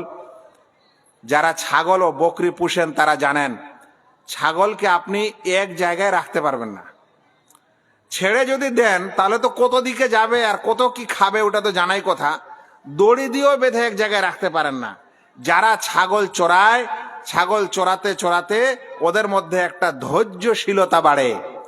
যারা নবী হন তাদেরকে ছাগল চড়াতে হয়েছে আগে, যেন তারা উম্মতের কষ্ট কাঠিন্য যেটা পাবেন সেটাতে যেন তারা ট্রেনিং প্রাপ্ত হয়ে যান। এই কারণে সব নবীদেরকে ছাগল চড়াতে হয়েছে। এটা রাসূল করিম সাল্লাল্লাহু আলাইহি সাল্লাম বলছেন, সহিহ বুখারীর হাদিস 2262 নম্বর। তিনি বলছেন, মা বাআসাল্লাহু নাবিয়ান ইল্লা রাআল গানামা, আল্লাহ তাআলা যাকেই নবী হিসাবে প্রেরণ করেছেন সেই ছাগল চড়িয়েছে। এটা কথা শুনে সাহাবাদের মনে একটু প্রশ্ন জাগলো, আচ্ছা আমাদের নবী কি করেছেন একটু শুনি তো। তো বলছেন যে ফাকাল আসহাবুহু ওয়া আনতা, তখন আল্লাহ রসুলের সাথীরা জিজ্ঞাসা করলেন, আর আপনি আল্লাহ রসুল? তখন আল্লাহ রসুল বলছেন, নাম, হ্যাঁ আমিও ছাগল চড়িয়েছি। বলছেন, কুনতু আরাহা আলা কারারিত, আমি অল্প কিছু দিনার কিংবা দিরহামের বদলে ছাগল চড়িয়েছি লে আহলে মক্কা, মক্কাবাসীর। আল্লাহ রসুল সাল্লাল্লাহু আলাইহি সাল্লাম ছাগলের রাখালত্ব করেছেন। আপনারা তো আজকাল অনেক বড় লোক মানুষ, ছাগল আর গরু কে চড়ায়? আর এগুলো ছোট লোকের কাজ। কিন্তু এই কারণে যারা ছাগল পুষে, খাসি পুষে, আল্লাহ তাআলা এখনো ওই কাজের মধ্যে বরকত দিয়েছেন। যারা পুষে তারা জানে, ওই যে মহিলারা গোটা বছর বাড়ির বেগুন কাটা, আলু কাটা, ভাত পড়ে যায়, চাল পড়ে যায়, এগুলা খিলিয়ে যে 2-1টা খাসি পুষে, তো শেষ পর্যন্ত লাখখানা টাকা ওটাই বছরে দিয়ে দেয়, 50,000 টাকা ওটাই বছরে দিয়ে দেয়। লক্ষ্মীর ভান্ডার আর কত দিবে? তারপর আগে চলেন, রাসূল করিম সাল্লাল্লাহু আলাইহি ওয়াসাল্লাম যখন একটু বড় হলেন তখন তার চাচা আবু তালেবের সাথে ব্যবসা শুরু করলেন। আবু তালেব তার চাচা ব্যবসা করার জন্য সিরিয়ায় নিয়ে গেলেন। পথে একটা ঘটনা ঘটেছিল, ওটা বলবো না, সব কথা বলাই যাবে না। তারপরে আল্লাহ রসুল সাল্লাল্লাহু আলাইহি সাল্লামের এই ব্যবসা বাণিজ্য দেখে সেই সময়ের একজন বিশেষ মহিলা, বিচক্ষণ মহিলা এবং ধনী মহিলা, যার নাম হচ্ছে মা খাদিজা রাদিয়াল্লাহু তাআলা আনহা, তিনি মক্কার একজন ধনী মহিলা ছিলেন। আল্লাহ রসুল সাল্লাল্লাহু আলাইহি সাল্লামের ব্যবসার পারদর্শিতা দেখে, আমানতদারি দেখে তিনি তার কিছু মাল সম্পদ আমাদের রসুল সাল্লাল্লাহু আলাইহি সাল্লামকে ব্যবসা করতে দিয়েছিলেন। আল্লাহ রসুল সাল্লাল্লাহু আলাইহি সাল্লাম ওপরের পয়সায়, একজন মহিলার পয়সায় ব্যবসা বাণিজ্য করেছিলেন। ব্যবসা বাণিজ্য করার পর যখন আল্লাহ রসুলের আমানতদারি সেই মহিলা বুঝতে পারে, সেই মহিলা আমাদের রসুল সাল্লাল্লাহু আলাইহি সাল্লামকে বিবাহের প্রস্তাব দেয়। আল্লাহ রসুল সাল্লাল্লাহু আলাইহি সাল্লামের বয়স তখন 25, আর সেই খাদিজা রাদিয়াল্লাহু তাআলা আনহার বয়স ছিল তখন 40, আর তিনি ছিলেন একজন বিধবা মহিলা। আল্লাহ রসুল 25 বছরের একজন যুবক হয়ে সেই বিধবা মহিলাকে বিবাহ করলেন। যারা এই দুনিয়ার মানুষ এখনো বলে আমাদের নবী সাল্লাল্লাহু আলাইহি সাল্লামকে অমুক তমুক কথা বলে, তার এত বিবি, তিনি লোকটা এরকম, নাউজুবিল্লাহ, খারাপ আচরণ, একে বিয়ে করে ওকে বিয়ে করে, বলেন তো যদি তিনি চাইতেন তাহলে তিনি কি কোনো কুমারী মহিলাকে বিয়ে করতে পারতেন না? আরো বলেন এরপরে যত স্ত্রী হয়েছে সব স্ত্রী বিধবা কিংবা তালাক প্রাপ্তা, একমাত্র আয়েশা রাদিয়াল্লাহু তাআলা আনহা ছাড়া। তাহলে নবীর চরিত্রে কথা বলা যারা বলে তাদের হুঁশ জ্ঞান কতখানি মোটা একটু বুঝে নেন। যারা রাসূল সাল্লাল্লাহু আলাইহি সাল্লামকে চিনবে না তারাই এরকম কথা বলে। এরপর বিয়ে হলো, ব্যবসা বাণিজ্য চলল। আল্লাহ রসুল সাল্লাল্লাহু আলাইহি সাল্লামের বয়স যখন প্রায় 40, তখন কার অবস্থা শুনেন। আল্লাহ রসুল সাল্লাল্লাহু আলাইহি ওয়াসাল্লাম তিনি নিজেই বলছেন যে কানা আউয়ালামা বদিয়া বিহি রাসূলুল্লাহ সাল্লাল্লাহু আলাইহি সাল্লাম আর রুইয়া as-সালিহা ফিন-নওম। এই 40 বছর বয়স যখন হয়েছে তখন আল্লাহ রসুল সাল্লাল্লাহু আলাইহি সাল্লামের কাছে ওহী আসার পূর্বে তিনি যা স্বপ্ন দেখতেন সকালে সেটাই সত্য হয়ে যেত। তিনি যা স্বপ্ন দেখতেন সকালবেলা সেটাই স্বপ্ন ঘটত। এরকম কিছুদিন হতে লাগলো। এরপর আল্লাহ রসুল সাল্লাল্লাহু আলাইহি সাল্লামকে একা একা থাকা পছন্দ হতে লাগলো। একা একা ভাল লাগে না মানুষের সাথে থাকতে। তখন তিনি কি করলেন, খাদিজাকে বলতেন যে আমাকে কিছু খাবার দাবার বেঁধে দাও, আমি চলে যাব। কোথায় যাবেন? বলছেন ওই হীরা পাহাড়ে, ওখানে যেয়ে থাকবো, ভালো লাগে না মানুষের ঝঞ্ঝাট ইত্যাদি। তো খাদিজা রাদিয়াল্লাহু তাআলা আনহা কিছু খাবার দাবার 2-1 দিনের রান্না করে বা শুকনা যা ছিল সেই সময় বেঁধে দিতেন। তিনি চলে যেতেন হীরা পাহাড়ে, যেয়ে তিনি বসে থাকতেন। এবার কি ঘটছে, জীবনের সবচেয়ে প্রথমে ঘটনাটা কি ঘটলো, আল্লাহ রসুল সাল্লাল্লাহু আলাইহি ওয়াসাল্লাম এভাবে গারে হেরা পাহাড়ে তিনি আছেন, একা একাই বসে আছেন। এরকম সময় তিনি দেখছেন একজন ফেরেশতা তার কাছে চলে আসলো। যেই ফেরেশতা এসে আল্লাহ রসুল সাল্লাল্লাহু আলাইহি সাল্লামকে চেপে ধরলো। ধরার পর আল্লাহ রসুল বলছেন হাত্তা বালাগা মিন্নি আল জুদা, আমার কষ্ট হচ্ছিল, এত চেপে ধরেছে। ধরার পর বলছে মুহাম্মদ পড়ো ইকরা। আমি বললাম মা আনা বেকারি, আমি তো পড়তে জানি না। আমি পড়তে জানি না মানে আমার আক্ষরিক জ্ঞান নেই। ক খ গ ঘ আলিফ বা তাসা পড়ে কোনো রিডিং পড়বো এই জ্ঞান তো আমার নাই, আমার তো এরকম শিক্ষা নেওয়া নেই। মা আনা বেকারি, আমি পড়তে জানি না। আল্লাহ রসুল সাল্লাল্লাহু আলাইহি ওয়াসাল্লামকে আবার ফেরেশতা দ্বিতীয়বার জড়িয়ে ধরেছে, চেপে ধরেছে। ধরার পর আবারও ওই কথা বলছে যে ইয়া মুহাম্মদ ইকরা, মুহাম্মদ পড়ো। আল্লাহ রসুল সাল্লাল্লাহু আলাইহি ওয়াসাল্লাম বলছেন মা আনা বেকারি, আমি তো পড়তে জানি না। দ্বিতীয়বার হয়ে গেল, তৃতীয়বারও চেপে ধরে একই ঘটনা। তারপরে তখন ওই ফেরেশতা নিজেই বলছেন বলো ইকরা বিসমি রাব্বিকাল্লাযী খালাক, খালাকাল ইনসানা মিন আলাক, ইকরা ওয়া রাব্বুকাল আকরাম। এভাবে আল্লাহ রসুল সাল্লাল্লাহু আলাইহি সাল্লামকে কয়েকটি আয়াত ওই ফেরেশতা বললেন, আর আল্লাহ রসুল সাল্লাল্লাহু আলাইহি সাল্লাম ফের বললেন। এটা বলার পর ফেরেশতা সেখান থেকে চলে গেলেন। আল্লাহ রসুল ঘাবড়ে গেছেন, ভয়, আর এত বেশি ঘাবড়ে গেছেন যে শরীরটা কাঁপছে। এই ঘটনা ঘটার পর পাহাড় থেকে কোন রকম করে নেমেছেন, নামার পর বাড়িতে আসছেন। হাদিসের শব্দ এসেছে তার জফো বাওয়াদেরহু, আল্লাহ রসুল সাল্লাল্লাহু আলাইহি সাল্লামের ঘাড়ের রোগগুলা কাঁপছিল, স্কন্ধের রোগগুলা কাঁপছিল। মানুষ যখন বেশি ভয় পায় তখন মানুষের সামনে কাঁপে। আল্লাহ রসুল সাল্লাল্লাহু আলাইহি সাল্লামের জীবনের এরকম একটা ঘটনা যেটা কোনো স্বাভাবিক ঘটনা ছিল না, এটা দেখে আল্লাহ রসুল সাল্লাল্লাহু আলাইহি সাল্লামের শরীর কাঁপতে লেগেছে। এই কাঁপতে কাঁপতে আল্লাহ রসুল সাল্লাল্লাহু আলাইহি সাল্লাম বাড়িতে পৌঁছেছেন। পৌঁছার পর খাদিজাকে বলছেন যে আমাকে তুমি একটা কাপড় পরিয়ে দাও, আমাকে একটা কম্বল উড়িয়ে দাও, আমাকে একটু রেস্ট নিতে দাও, আরাম করতে দাও। আমার সাথে খুব একটা কি ধরনের আচরণ হলো আমি বুঝতে পারছি না, কিন্তু আমাকে খুব ভয় লাগছে, আমাকে একটা আগে আরাম করতে দাও। আজকালও মানুষ বলে না, যখন খুব ঝামেলায় পড়ে, যে আমাকে একা ছেড়ে দাও, আমি পরে কথা বলছি, একা ছেড়ে দাও। তো আল্লাহ রসুল বলছেন আমাকে ছেড়ে দাও একা, আর একটা কম্বল দাও, আমি একটু উড়ি। আল্লাহ রসুল কম্বল গুড়ে কিছুক্ষণ থাকলেন। যখন তার ফালাম্মা জাহাবা আনহুর রাও, তার থেকে যখন ভয় ভীতি চলে গেল, তখন আল্লাহ রসুল সাল্লাল্লাহু আলাইহি ওয়াসাল্লাম খাদিজাকে বলছেন এই ঘটনা। আচ্ছা বলেন তো, আপনি একজন স্বামী হয়ে আপনার যদি একটা দুর্ঘটনা ঘটে যায় কোথাও রাস্তাঘাটে, যে কোনো ডাকাত ধরেছিল, আপনাকে চাকু দেখিয়েছিল, পিস্তল দেখিয়েছিল, বা একটু মেরেও দিয়েছিল, আঘাত হয়ে আছেন, এরপর বাড়িতে এসে যদি আপনার স্ত্রীকে এই ঘটনা বলেন, তাহলে সেই স্ত্রী কি করবে? কিছু স্ত্রী আছে কাঁদাকাটি শুরু করবে আপনার অবস্থা দেখে, কিছু স্ত্রী আছে চিল্লাচিল্লি শুরু করবে, কিছু স্ত্রী আছে ওর বাপ মাকে খবর দিবে, কিছু স্ত্রী আছে আর কিছু করবে, দিক বিদিক অবস্থা হবে। কিন্তু সেই মহিলা খাদিজা রাদিয়াল্লাহু তাআলা আনহা, তিনি কত বিচক্ষণ ছিলেন। তিনি এটা শোনার পর কি বললেন শুনেন। হাদিসের পরিভাষায় তিনি এটা শোনার পর বলছেন, কাল্লা আবশির ফাওয়াল্লাহি লা ইউখজিকাল্লাহু আবাদা, কখনো না, আল্লাহ আপনাকে কখনো অপদস্থ করবে না, আপনি চিন্তা করেন না, আপনি সুসংবাদ নেন।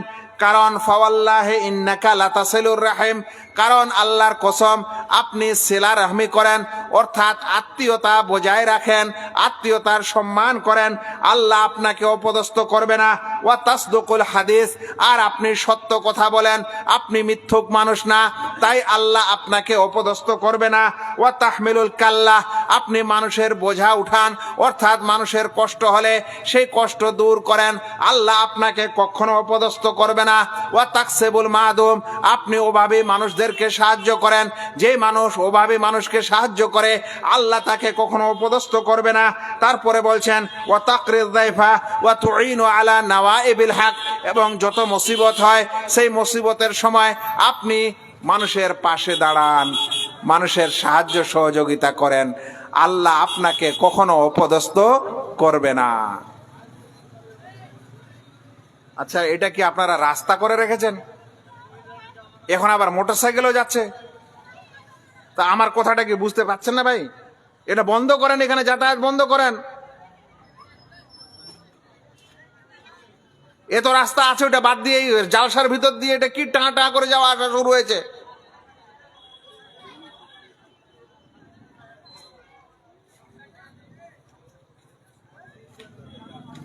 আল্লাহু আকবার।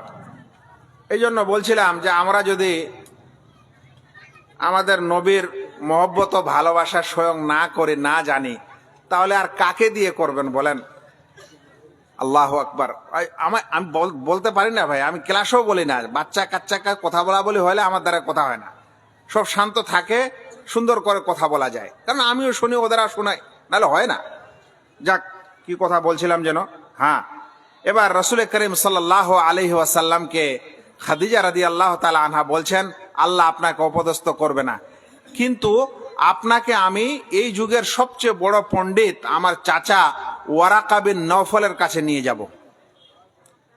এটা ছিল সেই যুগের নাসরানি খ্রিস্টানদের পণ্ডিত। আচ্ছা বলেন তো, কত বিচক্ষণ মহিলা হলে এই সিদ্ধান্ত নিতে পারে? নিজে তো বলল যে আল্লাহ আপনাকে অপদস্থ করবে না, এবার দ্বিতীয় পদক্ষেপ হচ্ছে যে এই যুগের সবচেয়ে জ্ঞানী মানুষের কাছে আপনাকে কালকে নিয়ে যাব এবং ওর কাছে শুনবো, এই ঘটনাটা বলবেন, উনি বলবেন যে ব্যাপারটা কি। আর আজকালে আপনাদের যদি একটা ফতোয়া নেওয়ার দরকার হয় তো কোথায় যান? ফতোয়া নেওয়ার যদি দরকার হয় তো কোথায় যান? যদি বলা হয় যে 10 কিলোমিটার বাড়ি দূরে আছে অমুক মৌলানা সাহেব, অমুক শেখ, যান ওনার বাড়িতে, যান ওনার সঙ্গে দেখা করে ফতোয়াটা নিয়ে আসেন। আজকাল মোবাইলের যুগ, লাগিয়ে দিল এটা। এখন মৌলানা ওখানে কি অবস্থায় আছেন না আছে দিল টান। আর যদি ফের আপনি ভালো করে মৌলানা কথা না, এর ফতোয়া নেওয়া যাবে না, এই তো কোথায় বলে না ভালো করে। আমি মোবাইলে ভালো করে কথা বলতে পারি না, জানেন, আমি মোবাইলে ভালো করে কথা বলতে পারি না। আমাকে ওই মোবাইলের ডিস্টার্ব, নেটওয়ার্কের ডিস্টার্ব, বাইরে টিঁটা পিঁপা, যে প্রশ্ন করছে ওর প্রশ্ন আধা শোনা যাচ্ছে আধা শোনা যায় না, হয় মোটর সাইকেলে আছেন, নাহলে বাজারে আছেন, নাহলে ঘুমাচ্ছিলেন, নাহলে ঘুম থেকে উঠেছেন, হাজারো সমস্যা। আমি পারি না কথা বলতে, আমি ভালো করে পারি না। এখন আপনি কি করবেন? দোষ দেন আমাকে। কথা হলো যে খাদিজা রাদিয়াল্লাহু তাআলা আনহা কত বিচক্ষণ ছিলেন। তিনি বলছেন এই যুগের শ্রেষ্ঠ জ্ঞানী ব্যক্তি তার কাছে চলো সকালে। আল্লাহ রাসূল সাল্লাল্লাহু আলাইহি সাল্লামকে নিয়ে গেছেন ওয়ারাকা বিন নওফালের কাছে। তিনি একটা এমন ব্যক্তিত্ব যে সেই যুগে তিনি এই যে ইনজিল যে ভাষাতে ছিল সেই ভাষাটাকে ট্রান্সলেট করে আরবি করতেন, এতখানি পণ্ডিত। আর খ্রিস্টানদের যোগ্য পণ্ডিত। তার কাছে নিয়ে যাওয়ার পর খাদিজা রাদিয়াল্লাহু তাআলা আনহা বলছেন যে শুনেন তো আপনার ভাতিজার কাছে কি ঘটনা। তখন তিনি ঘটনাটা শুনলেন। শোনার পর বলছেন যে এটা তো ওই জিনিসই যেটা মূসার কাছে এসেছিল। কথাটার মানে কি হলো? মানে তুমি যা বলছো সেটা থেকে আমি বুঝতে পারছি যে নবী মূসার কাছে যে ফেরেশতা এসেছিল ওটা তোমার কাছে এসেছে, ওই জিনিসটাই এসেছে। তুমি ভবিষ্যতে নবী হবে, কিন্তু তোমার কওমের মানুষেরা, তোমার গোত্রের লোকেরা তোমাকে বাড়ি থেকে তাড়িয়ে দিবে। তো আল্লাহ রসুল শুনে চমকে গেছেন। বলছেন আওয়া মুখরেজি ইয়া কওমি, আমার আমার সম্প্রদায়রা আমাকে বাড়ি থেকে তাড়িয়ে দিবে? বলছে হ্যাঁ তাড়িয়ে দিবে, কিন্তু ওই সময় যদি আমি বেঁচে থাকি তাহলে আমি তোমার পুরা সাহায্য করব, যদি আমি ওই সময় বেঁচে থাকি। এই কারণে কিছু ওলামা বলছেন যে ওয়ারাকা বিন নওফল হলেন প্রথম মুমিন। ওয়ারাকা বিন নওফল হলেন প্রথম মুমিন, কারণ তিনি বিশ্বাস করলেন, কিন্তু এখনো নবুয়তের প্রচার হয়নি। তবে এটা নবী হওয়ার আলামত, এটাকে তিনি মেনে নিয়েছিলেন। আল্লাহ জানেন তার অবস্থা কি হবে, কিন্তু তিনি রাসূল সাল্লাল্লাহু আলাইহি সাল্লামের প্রতি ঈমানও এনেছিলেন এবং বলেছিলেন আমি বেঁচে থাকলে তোমার সম্পূর্ণ সাহায্য করব, কিন্তু তিনি আর পরে বেঁচে ছিলেন না। আর আল্লাহ রাসূল সাল্লাল্লাহু আলাইহি সাল্লামকে তার কওম মক্কা থেকে তাড়িয়ে দিয়েছিলেন। কোথায় গেলেন? মদিনায় চলে গেলেন। এই ছিল দূরদর্শিতা একজন মহিলার। সেজন্য মা ও বোনেরা যারা শুনছেন, মুসিবতের সময় অত পরেশান হবেন না, মুসিবতের সময় অত কাঁদাকাটি করবেন না, বাচ্চার অসুখের সময় একেবারে আকাশ পাতাল সব এক করবেন না। ধৈর্য ধরবেন, সবরের সাথে কাজ নেবেন। কোথায় যেতে হবে, স্বামী বাড়িতে না থাকলে কাকে সাথে নিতে হবে, কোন ডাক্তারের কাছে যেতে হবে, এগুলা সব বুঝে সুঝে করবেন। এগুলা জ্ঞানী মানুষের পরিচয়। অল্পতে অধৈর্যশীল হবেন না। আর স্বামীর যখন দুঃখ আসবে, স্বামী যখন পরেশান হবে, দেখতে পাবেন যে আজ ব্যবসা করে বাড়িতে ফিরেছে, মুখের চেহারাটা ভালো নাই, কাজ করে বাড়িতে এসছে চেহারাটা ভালো নাই, চাকরি করে বাড়িতে এসছে মনটা ভালো নাই, তো আপনি আবার বাড়িতে এসে সব সমস্যাগুলো ওই সময় শুরু করবেন না। এটা আমাদের মা ও বোনদেরকে যে কত বোঝানো যায় যে ভাই এটা মানুষের চেহারা দেখে তো বোঝা যায় যে লোকটা পরেশান আছে, সমস্যা আছে। তো কোন সময় নিজের বাড়ির পরেশানিগুলা স্বামীকে বলবেন, এটাও মানুষটা বুঝাতে হবে। আরে স্বামী এসেছে, হাত মুখ ধোক, খাওয়া দাওয়া খাক, শান্ত হোক, তারপরে বলেন। এখানে নবী এখনো হননি আমাদের রাসূল সাল্লাল্লাহু আলাইহি সাল্লাম, তার পূর্বে তার স্ত্রী কতখানি বিচক্ষণ। আচ্ছা ভাই, এরপরে এই ওহী শেষ, এই ঘটনাও ঘটলো। বাড়িতে আছেন আমাদের রাসূল সাল্লাল্লাহু আলাইহি সাল্লাম, প্রায় 6 মাস হতে যাচ্ছে, আর ওহী আসে না। তো আমাদের রাসূল সাল্লাল্লাহু আলাইহি সাল্লামের মনটা চাচ্ছে যে আবার আসুক, কিন্তু আর ওহী আসে না। তো আল্লাহ রাসূল সাল্লাল্লাহু আলাইহি সাল্লামকে বলা হয় বেচাইন। আল্লাহ রাসূল মনে মনে একেবারে অধৈর্য হয়ে গেছেন যে আমার কাছে ওই জিনিস আসে না কেন। এই কারণেই আল্লাহ তাআলা গ্যাপ দিয়েছেন যে ওনার মধ্যে ভয় চলে যাক এবং আবার তিনি ওহী নেওয়ার এবং ওহী গ্রহণ করার তার মধ্যে একটা সাহসিকতা আসুক। এই জন্য এখন আর ওহী আসে না, আল্লাহ তাআলা গ্যাপিং করেছেন। প্রায় 6 মাস পর আল্লাহ রসুল একদিন আবার এক রাস্তা দিয়ে, এক ওয়াদি দিয়ে, 2 পাহাড়ের মাঝখান দিয়ে হেঁটে যাচ্ছেন। তারপরে তিনি দেখছেন যে আকাশের শূন্যতা যেন ভরে গেছে। তিনি বলছেন ওই ফেরেশতাকেই আমি দেখলাম যে ফেরেশতা গাড়ে হীরা এসেছিল, কিন্তু আজ তিনি আকাশে এমন ভাবে ডানা মেলে দিয়েছেন যে আকাশের যে শূন্যতা হয় সেই শূন্যতা ভরে গেছে। তার 600 ডানা আছে ফেরেশতা জিবরিল আলাইহিস সালামের। এরপর কি হলো? আল্লাহ রসুল সাল্লাল্লাহু আলাইহি সাল্লামের প্রতি দ্বিতীয় ওহী আসলো।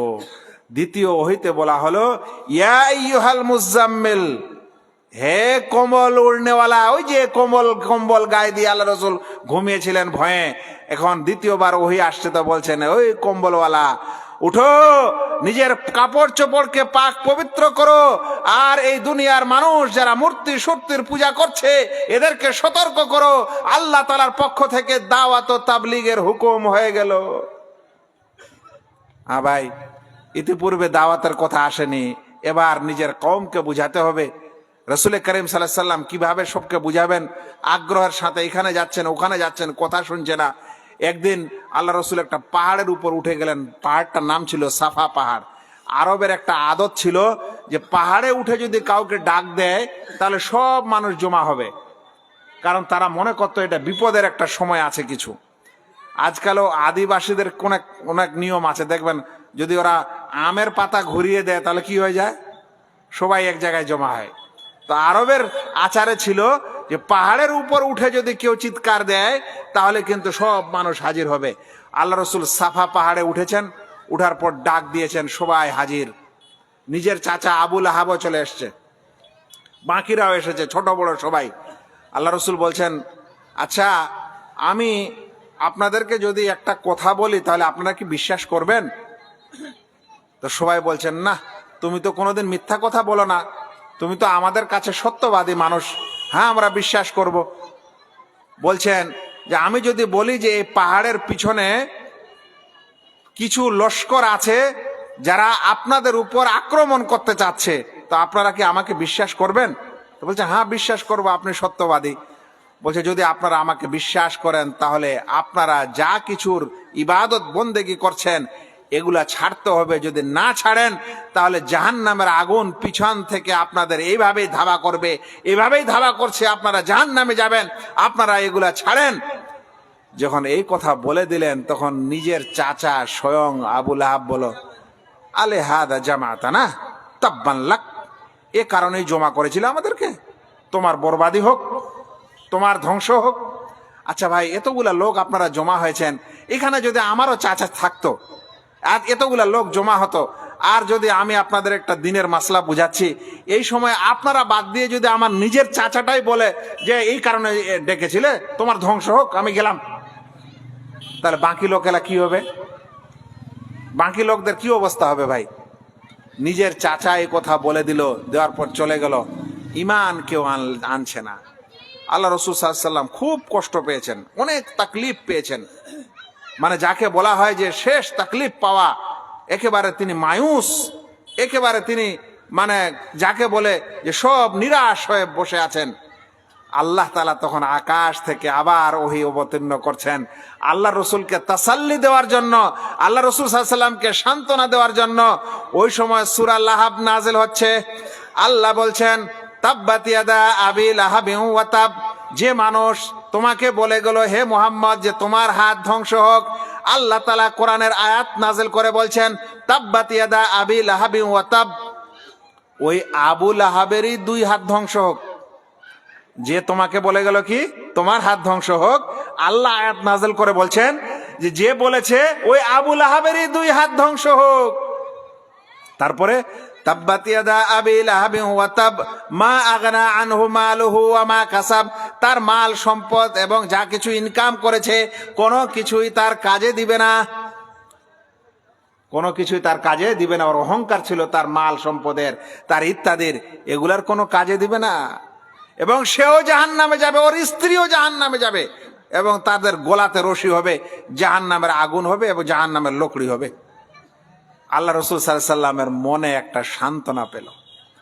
তারপরে দাওয়াত তাবলীগের কাজ করছেন, এত কষ্ট, ইমান আনে না।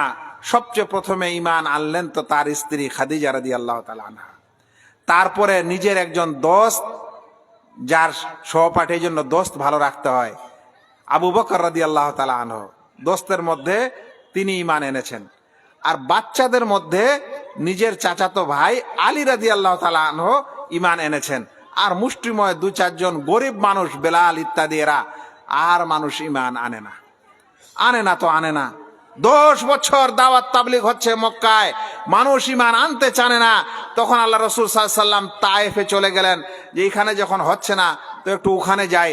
ওখানে গিয়ে এমন করে তাকে মারা হলো, অপদস্থ করা হলো, যে তিনি জুতা জাম হয়ে গেছিল তায়েফ থেকে আসার সময় রক্তে, এবং সেখান থেকে ফিরে আসলেন।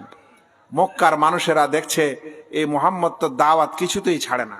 তো যখন ছাড়ে না, তাহলে কিছু একে লোভ টোভ দেওয়া যাক। কি লোভ দিবেন?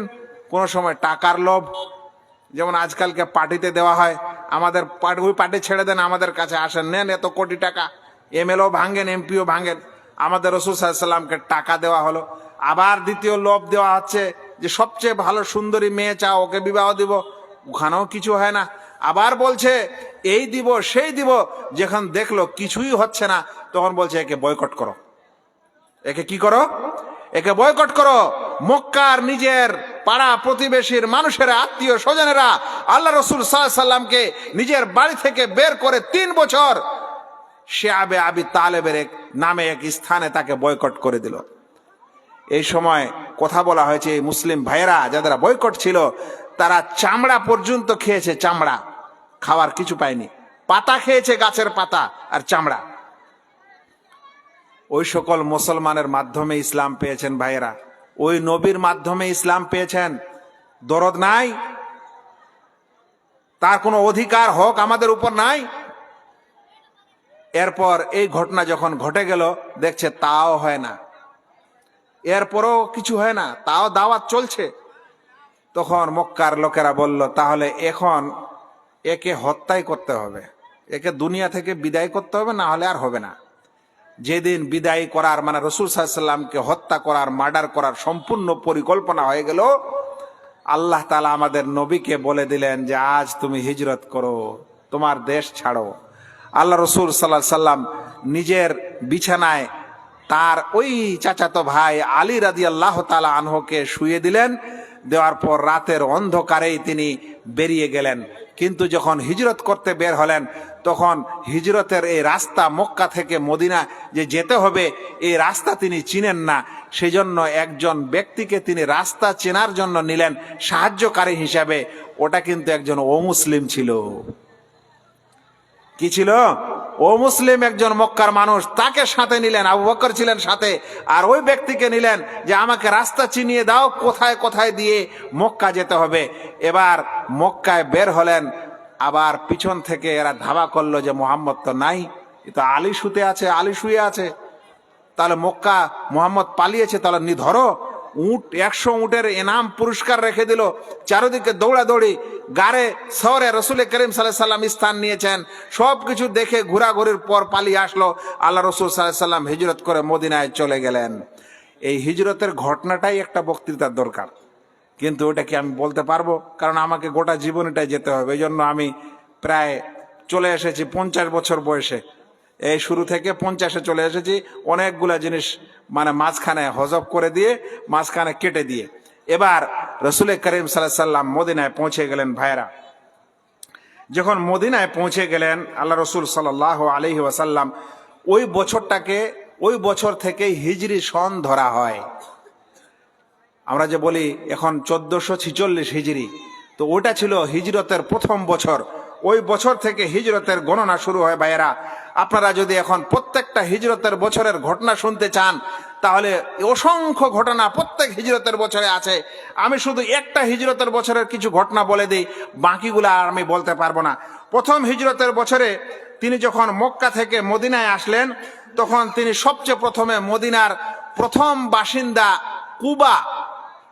কুবা হলো মদিনায় ঢোকার একটা বিশেষ পাড়া, এখনো মদিনা শহর নয়, শহরের কাছের একটা পাড়া। ওই কুবার কাছে আল্লাহ রাসূল সাল্লাল্লাহু আলাইহি ওয়াসাল্লাম ওখানে আসলেন।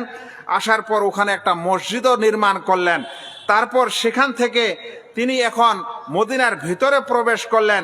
মদিনার ভিতরে যখন প্রবেশ করলেন, কয়েকদিন পর যার বাড়িতে আশ্রয় নিলেন, তার নাম হলো আবু আইয়ুব আল আনসারী রাদিয়াল্লাহু তাআলা আনহু। এইখানে স্থান নেওয়ার পর সবচেয়ে প্রথমে আল্লাহ রাসূল সাল্লাল্লাহু আলাইহি ওয়াসাল্লাম তিনি নিজের এই মসজিদে নববী তৈরি করলেন।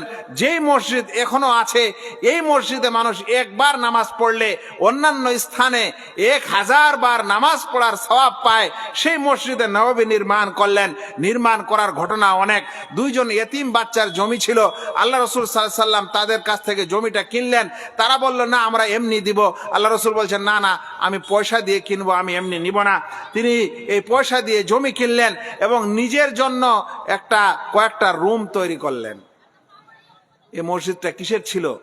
মসজিদের পিলারগুলি ছিল খেজুরের টন, খেজুর গাছ হয় না, ওই খেজুরের গাছটাই পিলার। আর উপরটা ছিল ওই খেজুরের যে আপনাদের ডালগুলা হয়, সেই খেজুরের ডাল, খেজুরের পাতা আর কাঁচা মাটি দিয়ে এটা ছিল ছাদ। প্রায় 100 গজ বাই 100 গজ এটা রাসূল সাল্লাল্লাহু আলাইহি সাল্লামের মসজিদ তৈরি হলো। ভাইরা, এই বছরে আল্লাহ রসুল সাল্লাল্লাহু আলাইহি সাল্লাম যায়েদ বিন হারেসাকে প্রেরণ করেছিলেন আর আবু রাফেকে প্রেরণ করেছিলেন। কারণ আল্লাহ রসুল সাল্লাল্লাহু আলাইহি সাল্লাম নিজে চলে এসেছিলেন, কিন্তু নিজের মেয়ে, যার নাম ছিল, একজনের ছিল নিজের মেয়ে, তার মেয়ে এবং আল্লাহ রসুল সাল্লাল্লাহু আলাইহি সাল্লামের স্ত্রী, এরা যারা হিজরত করার সময় রসুল সাল্লাল্লাহু আলাইহি সাল্লামের সাথে আসেনি, তাদেরকে নিতে আবার মক্কায় পাঠিয়েছিলেন যে যাও মক্কা থেকে তাদেরকে নিয়ে আসো। আবার রবিউল আখর মাসে, এই মাসে নামাজ 2 রাকাত বেশি করা হয়েছিল। এটা কি ঘটনা? এটা ঘটনা হলো শুরুর যুগে নামাজ মাত্র 2 রাকাত ছিল। তারপরে এই বছর প্রথম 2 রাকাত নয়, 2 রাকাত নামাজ সফরের জন্য রাখা হলো। আর যারা মুকিম থাকবে তাদের জন্য নামাজ 4 রাকাত করে দেওয়া হলো। যেমন জোহরের নামাজ, আসরের নামাজ, এশার নামাজ, মাগরিবের নামাজ 3 রাকাত আর ফজরের 2 রাকাতই থাকলো। বাকি 2 রাকাত নামাজ পড়ার সিস্টেম এটা সফরের সময় থাকলো, মুকিম অবস্থায় এই বেশি হয়ে গেল। এই বছরে আর যে ঘটনা ঘটলো সেটা হলো এই বছরে আজান শুরু হলো। ইতিপূর্বে ভাই আজান ছিল না।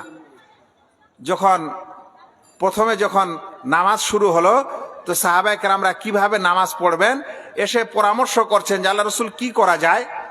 তো কেউ পরামর্শ দিচ্ছে, আল্লাহ রসুল একটা আগুন জ্বালিয়ে দিব, তাহলে আগুনটা যখন উঠবে উপরে, তো গ্রামের সব মানুষ জানতে পারবে যখন নামাজের সময় হয়েছে, তাহলে চলে আসবে সবাই। আরেকজন পরামর্শ দিচ্ছে যে আল্লাহ রসুল একটা ঘন্টা বাজাবো, যেমন নাসারারা বাজায়, তাহলে সবাই শুনতে পাবে, নামাজ পড়তে চলে আসবে। আরেকজন বলছে আল্লাহ রসুল একটা সিংহায় ফুক পার দিব, ওই যে আজকালকার মুসলিমরা যে ওই যে পূজার সময় যে ফু দেয় না, এটা কি বাঁশির মতো জিনিসে, বলছে ওরকম জিনিস দিয়ে একটা আওয়াজ দিব। আর কেউ বলছে আল্লাহ রসুল নামাজের আগে একটা মানুষকে গ্রামে পাঠিয়ে দিব, চিৎকার করে বলবে যে নামাজের সময় হয়েছে, নামাজের সময় হয়েছে। এরকম কথা হচ্ছে, আজান এখনো আসেনি। এই সময় উমর রাদিয়াল্লাহু তাআলা আনহু স্বপ্নে আজান দেখেছিলেন যে একজন ব্যক্তি আজান দিচ্ছে, আল্লাহু আকবার আল্লাহু আকবার করে সম্পূর্ণ আজান। এই আজানটা যখন শুনলেন উমর রাদিয়াল্লাহু তাআলা আনহু, আরো কয়েকজন সাহাবী একই স্বপ্ন দেখেছে। সকাল হয়েছে, চাদরটা ঘেঁষড়ে যাচ্ছে, উমর রাদিয়াল্লাহু তাআলা আনহু আল্লাহ রাসূল সাল্লাল্লাহু আলাইহি সাল্লামের কাছে দৌড়াচ্ছেন এই স্বপ্ন শোনানোর জন্য। আল্লাহ রসুল সাল্লাল্লাহু আলাইহি সাল্লামের কাছে উপস্থিত হয়ে বলছেন, আল্লাহ রসুল একটা স্বপ্ন দেখেছি। বলছে কি স্বপ্ন দেখেছো বলো? বলছে আমি স্বপ্ন দেখেছি এরকম এরকম। এই আজানটা পুরা শোনাচ্ছেন। আল্লাহ রসুল তখন বললেন, পাশে ছিল বেলাল, বলছে এই বেলাল উঠো, আজান দাও, যেভাবে উমর বলছে এভাবে আজান দাও। তখন থেকে ইসলামে এই আজান আবিষ্কার হয়েছে, আর তখন থেকে আজান চলছে। এই আজান হয় ইসলামের শিয়ার, ইসলামের প্রতীক। যেই জনবসতিতে আজান হয় না, সেই জনবসতির সঙ্গে যুদ্ধ করা জায়েজ হয়ে যায়। এই আজান একটা এমন জিনিস, আজান একটা ইসলামের এমন বিধান যে মানুষ যদি ওই আজান শুনে, আজান শোনার পর আজানের জবাব দেয়, তো আল্লাহ রসুল সাল্লাল্লাহু আলাইহি সাল্লাম বলছেন যখন ইমামের মুয়াজ্জিনের লাস্ট কথাটি হবে লা ইলাহা ইল্লাল্লাহ, আর আজানের জবাবদাতারও লাস্ট কথাটি হবে লা ইলাহা ইল্লাল্লাহ, তো সে ব্যক্তি জান্নাতে চলে গেল। আজকাল আজানের এদিকে হচ্ছে আর আমরা মোটরসাইকেলটা ওই সময় খুব স্টার্ট দিচ্ছি। একদিকে আজান হচ্ছে, ওই সময় আমাদের হেডফোনটা গান শুনছে, হেডফোন কানে লাগিয়ে গান চলছে আমাদের। আজান হচ্ছে, মহিলাদের গোল টেবিলটা ওই সময় আরো বেশি, ওই সময় গিবত গুজবটা আরো বেশি। আজান হচ্ছে, কুদালাফাটা বেশি। আজানের সময় 3টি কাজ করবেন ভাইরা, মাত্র 3 থেকে 4 মিনিট। এই 3 থেকে 4 মিনিটে 3টা আমল করবেন, শুনে নেন আপনার লাভ কি। প্রথম লাভটা বললাম, রাসূল করিম সাল্লাল্লাহু আলাইহি সাল্লাম বলেছেন, ইযা সামি'তুমুল মুয়াজ্জিনা ফাকুলু মিসলা মা ইয়াকুলুল মুয়াজ্জিন, যখন তোমরা আজান শুনবে তখন ওই রকমই বলবে যেরকম মুয়াজ্জিন বলে। শুধুমাত্র হাইয়া আলাস সালাহ এবং হাইয়া আলাল ফালার জায়গায় লা হাওলা ওয়ালা কুওয়াতা ইল্লা বিল্লাহ বলবে। অতঃপর তুমি যখন মুয়াজ্জিনের লাস্ট বাক্যটা শুনবে লা ইলাহা ইল্লাল্লাহ, আর তুমিও জবাব হিসাবে বলবে লা ইলাহা ইল্লাল্লাহ, তো সে ব্যক্তি দাখালাল জান্নাহ, সে ব্যক্তি জান্নাত চলে গেল। এই জন্য বলেন তো, আজানের জবাবটা দিতে আপনাকে 2 থেকে 3 মিনিট সময় লাগবে, আর আপনি যদি জান্নাত পান তো এর চাইতে ভালো আমল আর কি হবে? এবার দ্বিতীয় আমলটি করবেন, আজান শোনার পর দরুদ পাঠ করবেন। একটু আগে শুরুতে বলেছিলাম, আল্লাহ রাসূল সাল্লাল্লাহু আলাইহি ওয়াসাল্লাম বলেছেন, যে ব্যক্তি আমার উপরে একবার দরুদ পাঠ করে আল্লাহ তাআলা তার উপর 10টি রহমত পাঠিয়ে দেন। জান্নাতে চলে গেলেন, 10টি রহমত পেয়ে গেলেন। কয় মিনিট? তারপরে আজানের দোয়া পাঠ করবেন, আল্লাহুম্মা রাব্বা হাযিহিদ দাওয়াতিত তাম্মা ওয়াস সালাতিল কাইমা আতি মুহাম্মাদানিল ওয়াসিলা। এই জানেন, এই জায়গাটাতে এসে আমরা আমাদের নবীর জন্য দোয়া করি, হে আল্লাহ আমার নবীকে ওসিলা দান করো। এই ওসিলা কি জিনিস? আল্লাহ রাসূল সাল্লাল্লাহু আলাইহি সাল্লামকে জিজ্ঞাসা করা হলো। আল্লাহ রাসূল সাল্লাল্লাহু আলাইহি সাল্লাম বলছেন, ওসিলা হচ্ছে মানজিলাতুন ফিল জান্নাহ, জান্নাতে একটা বিশেষ স্থানের নাম, একটা সুমহান মর্যাদার নাম। পৃথিবীর একজন মানুষই এটা পাবে, আর আশা করি এটা আমি পাবো। তাই কোনো মানুষ যদি আমার জন্য ওসিলার দোয়া করে, হাল্লাত লাহু শাফাআতি ইয়াউমাল কিয়ামাহ, তাহলে সেই ব্যক্তির জন্য কিয়ামতের দিনে সুপারিশ করা আমার উপর ওয়াজিব হয়ে যাবে। ভাই, আজানের জবাব দিলেন, তারপরে দরুদ পাঠ করলেন, তারপরে আজানের দোয়াটা পাঠ করলেন। দোয়াটা পাঠ করলে আল্লাহ রাসূল সাল্লাল্লাহু আলাইহি সাল্লাম আপনার জন্য সুপারিশ করবেন। আজ দুনিয়ার মানুষ সুপারিশ করতে যাচ্ছে, কার কাছে সুপারিশ নেবে? একটা পীর ধরি। ভাই, আপনার পীর সুপারিশ করবে এই কথা কে বলল? এখানে আমাদের নবী সাল্লাল্লাহু আলাইহি সাল্লাম বলছেন, আমি তোমার জন্য সুপারিশ করব যদি তুমি আজানের পর এই আজানের দোয়া পাঠ করো। ওইদিকে কোরআন সুপারিশ করবে, ওইদিকে রোজা সুপারিশ করবে। আমরা এগুলাকে সুপারিশকারী মনে করি না, আমরা সুপারিশকারী মনে করছি একটা মানুষকে। আল্লাহ বুঝার তৌফিক দিক এই সকল সম্প্রদায়কে। এরা নবীকে সুপারিশকারী মনে করবে না, মনে করবে অন্য কাউকে। নবীর সুপারিশ পাওয়ার জন্য যে আমল করতে হবে সেই আমল ছেড়ে দিয়ে অন্য আমল করবে। আল্লাহ বুঝার তৌফিক দান করুক। ভাইরা, এই হিজরতের প্রথম বছরে এরকম আরো বিভিন্ন কাজ হলো। তাহলে প্রথম হিজরতেও কাজ হলো, দ্বিতীয় হিজরি বছরেও হলো, তৃতীয়ত হলো, চতুর্থত হলো। এবার দশম হিজরি যখন আসলো, তখন রাসূল করিম সাল্লাল্লাহু আলাইহি সাল্লামের জীবনীটার শেষ। ওই দশম হিজরির কিছু কথাই আমি আপনাদের কাছে বলে আমার আলোচনা শেষ করে দিব, কারণ মাঝখানের গুলো আর বলার সুযোগ নাই। তবে এই মাঝখানে রাসূল করিম সাল্লাল্লাহু আলাইহি সাল্লামের 23 বছর, এটা সংগ্রামী জীবন। 10 বছর মক্কায় আর 13 বছর মদিনায়। যেই সংগ্রামী জীবনের কারণেই আজ ইসলাম এই আপনাদের কি জায়গা যেন, এটা কি থানা? হ্যাঁ, এই জালাদি পাড়া না কি বলছেন? জালাদিপুর। নতুন জালাদিপুরেও এই আপনারা আর আমরা। আর যদি উনি না আসতেন, ওনার সংগ্রাম না হতো, তারপরে তার সাহাবারা এই দায়িত্ব পালন না করত, তো আমাদেরকে ওই জাহান্নামের লোকড়ি হতে হতো। আর মুসলমান হওয়ার পরেও যদি নবীর হক না চিনি আর কথা না মানি, তাহলে জাহান্নাম আরো যেতে হবে, উপায় নেই। আমি বলছিলাম যে আল্লাহ রাসূল সাল্লাল্লাহু আলাইহি সাল্লামের এই বিরাট সংগ্রামী জীবন, যেটা একটা জালসায় কোনোদিন বলা যায় না, একটা পাঠ বলা যেতে পারে। আমাকে কোনোদিন আলোচনা দিলে একটা অংশ দিবেন যে রাসূল সাল্লাল্লাহু আলাইহি সাল্লামের শৈশবকাল বা যৌবনকাল, বা রাসূল সাল্লাল্লাহু আলাইহি সাল্লামের অভিযান, যুদ্ধ যেগুলো তিনি করেছেন, বা রাসূল সাল্লাল্লাহু আলাইহি সাল্লামের ধরে নেন যে তার স্ত্রীদের সাথে তার জীবন, কিংবা রাসূল সাল্লাল্লাহু আলাইহি সাল্লামের মসজিদের জীবন, রাসূল এভাবে একটা পাঠ দিবেন, তাহলে আমি ওটা ভালো করে আপনাকে বুঝাতে পারি। গোটা জীবনে দিলে তো মুশকিল। এই যে বলছিলাম যে মাঝখানে সব ছাড়লাম, কারণ এখন আবার সময়ের কারণে বাকিগুলা বলতে হবে। দশম হিজরি শুরু হলো, আল্লাহ রসুল 11তম হিজরিতে মারা গেছেন। এখন দশম হিজরিতে রাসূল সাল্লাল্লাহু আলাইহি সাল্লামের সাথে কি ঘটেছিল? 1 নম্বর শুনেন, এই দশম হিজরিতে একটি সূরা অবতীর্ণ হলো, যে সূরাটা হয়তো আপনারা সকলে জানেন। আল্লাহ রাসূল সাল্লাল্লাহু আলাইহি সাল্লামের উপর অবতীর্ণ হয়েছিল, ইযা জাআ নাসরুল্লাহি ওয়াল ফাত ওয়া রাআইতান নাসা ইয়াদখুলুনা ফি দীনিল্লাহি আফওয়াজা। হে মুহাম্মদ, যখন আল্লাহর মদদ চলে আসবে, আল্লাহর সাহায্য চলে আসবে, আর বিজয় চলে আসবে, আর মানুষদেরকে দেখবে যে তারা দলে দলে ইসলামে প্রবেশ করছে, তখন তুমি বেশি বেশি করে ইস্তেগফার করিও।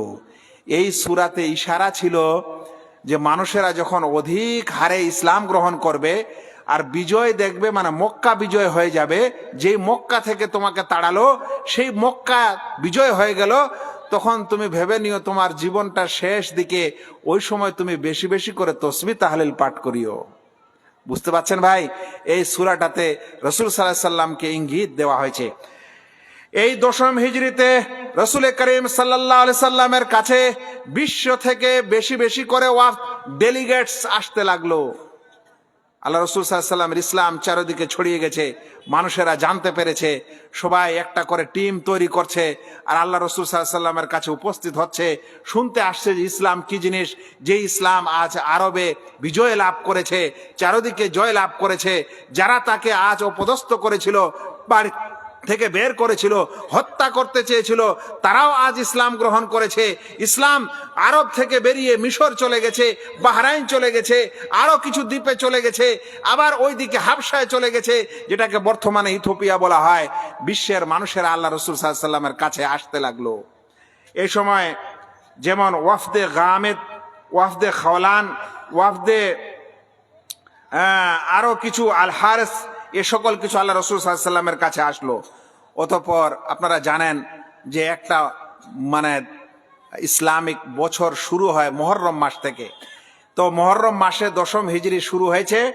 অতঃপর যখন রমজান মাস আসলো, তখন আল্লাহ রাসূল সাল্লাল্লাহু আলাইহি সাল্লাম ওই বছর 20 দিন ইতিকাফ করলেন। ইতিপূর্বে তিনি ইতিকাফ করতেন 10 দিন, আর এই 10ম হিজরিতে মৃত্যুর আগের বছর তিনি 20 দিন ইতিকাফ করলেন। আর ওই বছর আল্লাহ রাসূল সাল্লাল্লাহু আলাইহি সাল্লামের কাছে জিবরিল ফেরেশতা 2 বার কোরআন শুনলেন। ইতিপূর্বে প্রত্যেক রমজান মাসে একবার শুনতেন ও শোনাতেন আল্লাহ রাসূল সাল্লাল্লাহু আলাইহি সাল্লামের কাছে, কিন্তু মৃত্যুর বছর 2 বার কোরআন শরীফ শোনা হলো। আর কি ঘটলো? রাসূল সাল্লাল্লাহু আলাইহি সাল্লাম ইতিকাফ করলেন কতদিন? 20 দিন। ইতিপূর্বে করতেন কতদিন? 10 দিন। তারপর এই বছরে আরো একটি ঘটনা ঘটলো যে আল্লাহ রাসূল সাল্লাল্লাহু আলাইহি ওয়াসাল্লাম এই বছর বিদায়ী হজ করলেন। হজ এর আগের বছরেই কিন্তু ফরজ হয়ে গেছিল, কিন্তু আল্লাহ রাসূল সাল্লাল্লাহু আলাইহি সাল্লাম যেতে পারেননি। এবার এই 10ম হিজরিতে আল্লাহ রাসূল সাল্লাল্লাহু আলাইহি সাল্লাম বিদায়ী হজ করলেন এবং এই বছরে মক্কা বিজয় হলো। আর যখন তিনি বিদায়ী হজ করছিলেন, হজের সময় তিনি সাহাবাদেরকে বলছিলেন, খুযু আন্নী মানাসিকাকুম, খুযু আন্নী মানাসিকাকুম, এই হজের বিধানগুলি আমার থেকে জেনে নাও, শিখে নাও, আমি যেভাবে করছি সেভাবে তোমরা করতে থাকো, এই হজের বিধানগুলি তোমরা এইভাবে পালন করো। আল্লাহ রাসূল সাল্লাল্লাহু আলাইহি সাল্লাম তাকে শিক্ষা দিচ্ছেন। এইভাবে আরাফার ময়দানে আল্লাহ রাসূল সাল্লাল্লাহু আলাইহি ওয়াসাল্লাম জুমার দিনে উপস্থিত হয়েছেন। আল্লাহর পক্ষ থেকে কোরআনের একটি আয়াত অবতীর্ণ হচ্ছে, আল ইয়াউমা আকমালতু লাকুম দীনাকুম ওয়া আতমামতু আলাইকুম নি'মাতি ওয়া রাদিতু লাকুমুল ইসলাম দীনা। আজকের দিনে আমি তোমার এই দিনকে পূর্ণতা দান করলাম এবং আমার নিয়ামতকে তোমার উপর পরিপূর্ণ করে দিলাম এবং ইসলামকে এক দিন হিসাবে মেনে নিয়ে আমি রাজি হলাম। বলেন তো, এই আয়াতে কি ইশারা ইঙ্গিত নাই যে ইসলাম এখন কমপ্লিট, ইসলাম এখন শেষ, ইসলাম পূর্ণতা লাভ করেছে? মাশাআল্লাহ। এই আয়াত অবতীর্ণ হলো, রাসূল করিম সাল্লাল্লাহু আলাইহি ওয়াসাল্লাম বুঝতে পারছিলেন যে হয়তো জীবনের শেষ দিক শুরু হয়ে গেছে। এই বছরেই আর একটি অঘটন ঘটলো। আল্লাহ রাসূল সাল্লাল্লাহু আলাইহি সাল্লামের একজন সন্তান, যার নাম ছিল ইব্রাহিম। আল্লাহ রাসূল সাল্লাল্লাহু আলাইহি সাল্লামের কোনো ছেলে সন্তান যুবক হওয়া পর্যন্ত বেঁচে ছিলেন না, কিন্তু তার ছেলে সন্তান হয়েছিল। তার মধ্যে একটি সন্তানের নাম হচ্ছে ইব্রাহিম আলাইহিস সালাম। এই ইব্রাহিম এই বছর মারা গেল। আল্লাহ রাসূল সাল্লাল্লাহু আলাইহি সাল্লামের সন্তান পুত্র ইব্রাহিম সেই 10ম হিজরিতে মারা যাচ্ছে। আর এটাই সেই বছর ছিল যে বছরে সূর্যের গ্রহণ লাগলো, যেদিন ইব্রাহিম মারা গেল। যেদিন ইব্রাহিম মারা গেল সেদিন সূর্যে গ্রহণ লাগলো, তখন মক্কার মানুষেরা বলতে লাগলো যে আল্লাহ রসুলের ছেলে মারা গেছে বলে এই সূর্যে গ্রহণ লেগেছে। তখন আল্লাহ রসুল সাল্লাল্লাহু আলাইহি ওয়াসাল্লাম সূর্য গ্রহণের নামাজ আদায় করলেন। আদায় করার পর খুতবা দিলেন। এই খুতবার দেওয়ার সময় তিনি স্পষ্টভাবে বললেন যে হে মানুষেরা, তোমরা জেনে রাখো যে এই সূর্য এবং চন্দ্র এটা হচ্ছে আল্লাহ তাআলার নিদর্শন। কোনো মানুষের মৃত্যুতে কিংবা কোনো মানুষের জন্ম হওয়াতে এই সূর্য গ্রহণ লাগে না, এটা আল্লাহ তাআলার নিদর্শন। এর মাধ্যমে আল্লাহ তাআলা তোমাদেরকে সতর্ক করতে চায়। মক্কার মানুষের আকীদা খারাপ, সেজন্য তারা ভাবছিল যে মুহাম্মদের পুত্র ইব্রাহিম মারা গেছে বলে সূর্যে গ্রহণ লেগেছে। আল্লাহ রসুল সাল্লাল্লাহু আলাইহি ওয়াসাল্লাম স্পষ্ট করে দিলেন যে না, সূর্যের গ্রহণ এই কারণে লাগেনি। এরপর 10ম হিজরি শেষ, 11তম হিজরি শুরু হলো। 11তম হিজরি মুহররম মাসে শুরু হয়। তারপরে দ্বিতীয় মাস হচ্ছে মুহররমের পর সফর মাস। এই সফর মাসে আল্লাহ রসুল সাল্লাল্লাহু আলাইহি ওয়াসাল্লাম একদিন রাত্রিবেলা বাকিউল গারকাত, যেটা মদিনার কবরস্থান, সেখানে বের হলেন। হওয়ার পর রাত্রিবেলা দোয়া করে সেখান থেকে ফিরলেন। এরপর সফর মাসের শেষে একদিন আল্লাহ রসুল সাল্লাল্লাহু আলাইহি সাল্লাম এক জানাজায় শরীক হলেন। জানাজা থেকে বাড়িতে আসার সময় তিনি অসুস্থ হয়ে গেলেন। তখন থেকে তার হালকা হালকা জ্বর শুরু হয়েছে। এবার সফর মাস যেমন যেমন বেশি, অথবা রবিউল আউয়াল মাস শুরু হয়ে গেল। এই রবিউল আল্লাহ রসুল সাল্লাল্লাহু আলাইহি সাল্লাম এই 13 দিন অসুস্থ অবস্থায় ছিলেন মৃত্যুর আগে। এই 13 দিনের মধ্যে রবিউল আউয়াল মাস শুরু হলো, আর আল্লাহ রসুল সাল্লাল্লাহু আলাইহি সাল্লামের রোগ ব্যাধি বেড়ে গেল। তখন আল্লাহ রসুল সাল্লাল্লাহু আলাইহি সাল্লাম মাইমুনা রাদিয়াল্লাহু তাআলা আনহার ঘরে ছিলেন। সময়ের 5 মিনিট লাগবেই, এটা অবশ্যই 5 মিনিট আগে বলবেন। রসুল সাল্লাল্লাহু আলাইহি সাল্লামের শেষ কথা চলছে, 5-7 মিনিট পরে শেষ হবে ইনশাআল্লাহ। এবার শুনেন, আল্লাহ রসুল সাল্লাল্লাহু আলাইহি সাল্লাম মাইমুনার ঘরে ছিলেন। তখন আল্লাহ রসুলের সব স্ত্রীরা বললেন যে আল্লাহ রসুল আয়েশার ঘরে থাকার ইচ্ছা ব্যক্ত করছেন, তাই আয়েশার ঘরে আল্লাহ রসুলকে পাঠিয়ে দেওয়া হলো। তিনি সেখানে তার শেষ স্থান বা শেষ জীবনের শেষ দিনগুলি সেখানে থাকলেন। এবার রবিউল আউয়াল মাসের মৃত্যুর 5 দিন পূর্বে কি ঘটলো? 5 দিন পূর্বে রসুল করিম সাল্লাল্লাহু আলাইহি সাল্লাম একটি খুতবা দিলেন। সেই খুতবায় আনসারদের, মুহাজিরদের সবকে উপদেশ দেওয়ার পর একটি বড় উপদেশ দিয়েছিলেন। আল্লাহ রসুল বলেছিলেন যে ওই সম্প্রদায়ের উপর অভিশাপ হোক, ইহুদি এবং খ্রিস্টানদের উপর অভিশাপ হোক, এরা নবীদের কবরকে মসজিদ বানায়। আল্লাহ রসুল বুঝতে পেরেছিলেন আমি মারা যাব, হতে পারে মানুষেরা আমার কবরকে মসজিদ বানাবে। এই জন্য রসুল করিম সাল্লাল্লাহু আলাইহি সাল্লাম বলছেন আনাল্লাহুল ইয়াহুদা ওয়ান নাসারা, আল্লাহ ইহুদি এবং খ্রিস্টানদের উপর অভিশাপ, কারণ এরা তাদের নবীদের কবরকে মসজিদে বানিয়েছে। আমার কবরকে এরকম তোমরা মসজিদে বানিয়ে রূপান্তরিত করো না। রবিউল আউয়াল মাস প্রায় শেষ হতে গেল, এখন আর কয়েকদিন বাকি আছে। এরকম সময় আল্লাহ রসুল সাল্লাল্লাহু আলাইহি সাল্লাম নিজের রুম থেকে মসজিদে যেতে পারছেন না, অসুখ এত বেশি। আল্লাহ রসুল বললেন আবু বকরকে নামাজ পড়াতে বলো। আবু বকর রাদিয়াল্লাহু তাআলা আনহু নিজের রসুল সাল্লাল্লাহু আলাইহি সাল্লামের জীবদ্দশাতেই তিনি কয়েকদিন ইমামতি করলেন এবং লোকদেরকে নামাজ পড়ালেন। তারপরে এই দিনেই, এই সপ্তাহে একদিন আল্লাহ রসুল সাল্লাল্লাহু আলাইহি সাল্লাম একটু শরীরটা সতেজ মনে করলেন। তখন 2 জন সাহাবী, একজন হচ্ছেন আব্বাস আর দ্বিতীয়জন হচ্ছেন আলী রাদিয়াল্লাহু তাআলা আনহু, ওই 2 জনকে ডাকলেন। তাদের 2 কাঁধে হাত রেখে মসজিদে উপস্থিত হয়েছেন। আবু বকর নামাজ পড়াচ্ছে। আল্লাহ রসুলকে আসতে দেখে আবু বকর পিছে হটতে চাচ্ছিলেন। আল্লাহ রসুল বললেন না, নিজের স্থানে থাকো। আল্লাহ রসুল সাল্লাল্লাহু আলাইহি সাল্লাম আবু বকরের পাশে বসে গেলেন। বসে বসে তিনি নামাজ পড়াতে লাগলেন। আবু বকর দাঁড়িয়ে আছেন, পিছনের সাহাবীরা আবু বকরকে দেখে ইক্তেদা করছে, আর আবু বকর রাদিয়াল্লাহু তাআলা আনহু আল্লাহ রসুল সাল্লাল্লাহু আলাইহি সাল্লামকে দেখে ইক্তেদা করে নামাজ আদায় করলেন। ভাইয়েরা, এরপর আল্লাহ রসুল সাল্লাল্লাহু আলাইহি সাল্লামের শেষ দিন ইয়াউমুল ইসনাইন, অর্থাৎ সোমবার তিনি মারা গেছিলেন। সোমবার তিনি জন্ম হয়েছিলেন। এই সোমবার উপস্থিত হলো। বুখারীর হাদিসে আয়েশা রাদিয়াল্লাহু তাআলা আনহা থেকে বর্ণনা হয়েছে যে আল্লাহ রসুল সাল্লাল্লাহু আলাইহি সাল্লামের শেলো, অর্থাৎ আয়েশার ভাই আব্দুর রহমান, তিনি ওই দিনে আল্লাহ রসুল সাল্লাল্লাহু আলাইহি সাল্লামের বাড়িতে আসলেন। দেখছেন যে আল্লাহ রসুল সাল্লাল্লাহু আলাইহি সাল্লাম কে আয়েশা রাদিয়াল্লাহু তাআলা আনহা তার এই কোলে তার উরুতে মাথা রেখে আল্লাহ রসুলের মাথা রেখে আয়েশা রাদিয়াল্লাহু তাআলা আনহা ধরে আছেন আল্লাহ রসুলকে। আর যখন এই আব্দুর রহমানকে আসতে দেখলো তখন আব্দুর রহমান দাঁতন করছিল, মিসওয়াক করছিল। আল্লাহ রসুল দেখে ওই মিসওয়াক করা দেখে তার মন হচ্ছিল যে সেও মিসওয়াক করবে। তারা বুঝতে পারলেন, তাকে একটা মিসওয়াক দেওয়া হলো, কিন্তু তিনি চিবাতে পারছেন না। তখন আয়েশা রাদিয়াল্লাহু তাআলা আনহা চিবিয়ে দিলেন, তারপরে মিসওয়াক করলেন সুন্দর করে। মিসওয়াক যখন শেষ হয়ে গেল, আয়েশা রাদিয়াল্লাহু তাআলা আনহা বলছেন যে এর চেয়ে সুন্দর করে মিসওয়াক করতে আর আমি দেখিনি।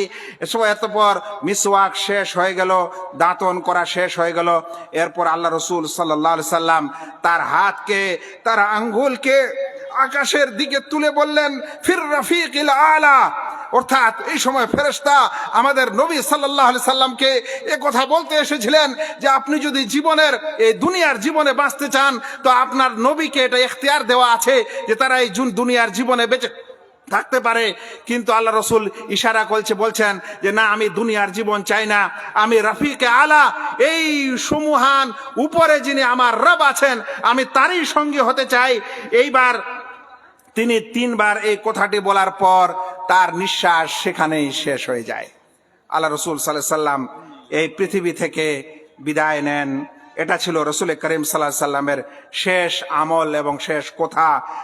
আয়েশা রাদিয়াল্লাহু তাআলা আনহা বলছেন, মাতান নবী সাল্লাল্লাহু আলাইহি সাল্লাম ওয়া ইন্নাহু লাবাইনা হাকিনাতি ওয়া যাকিনাতি।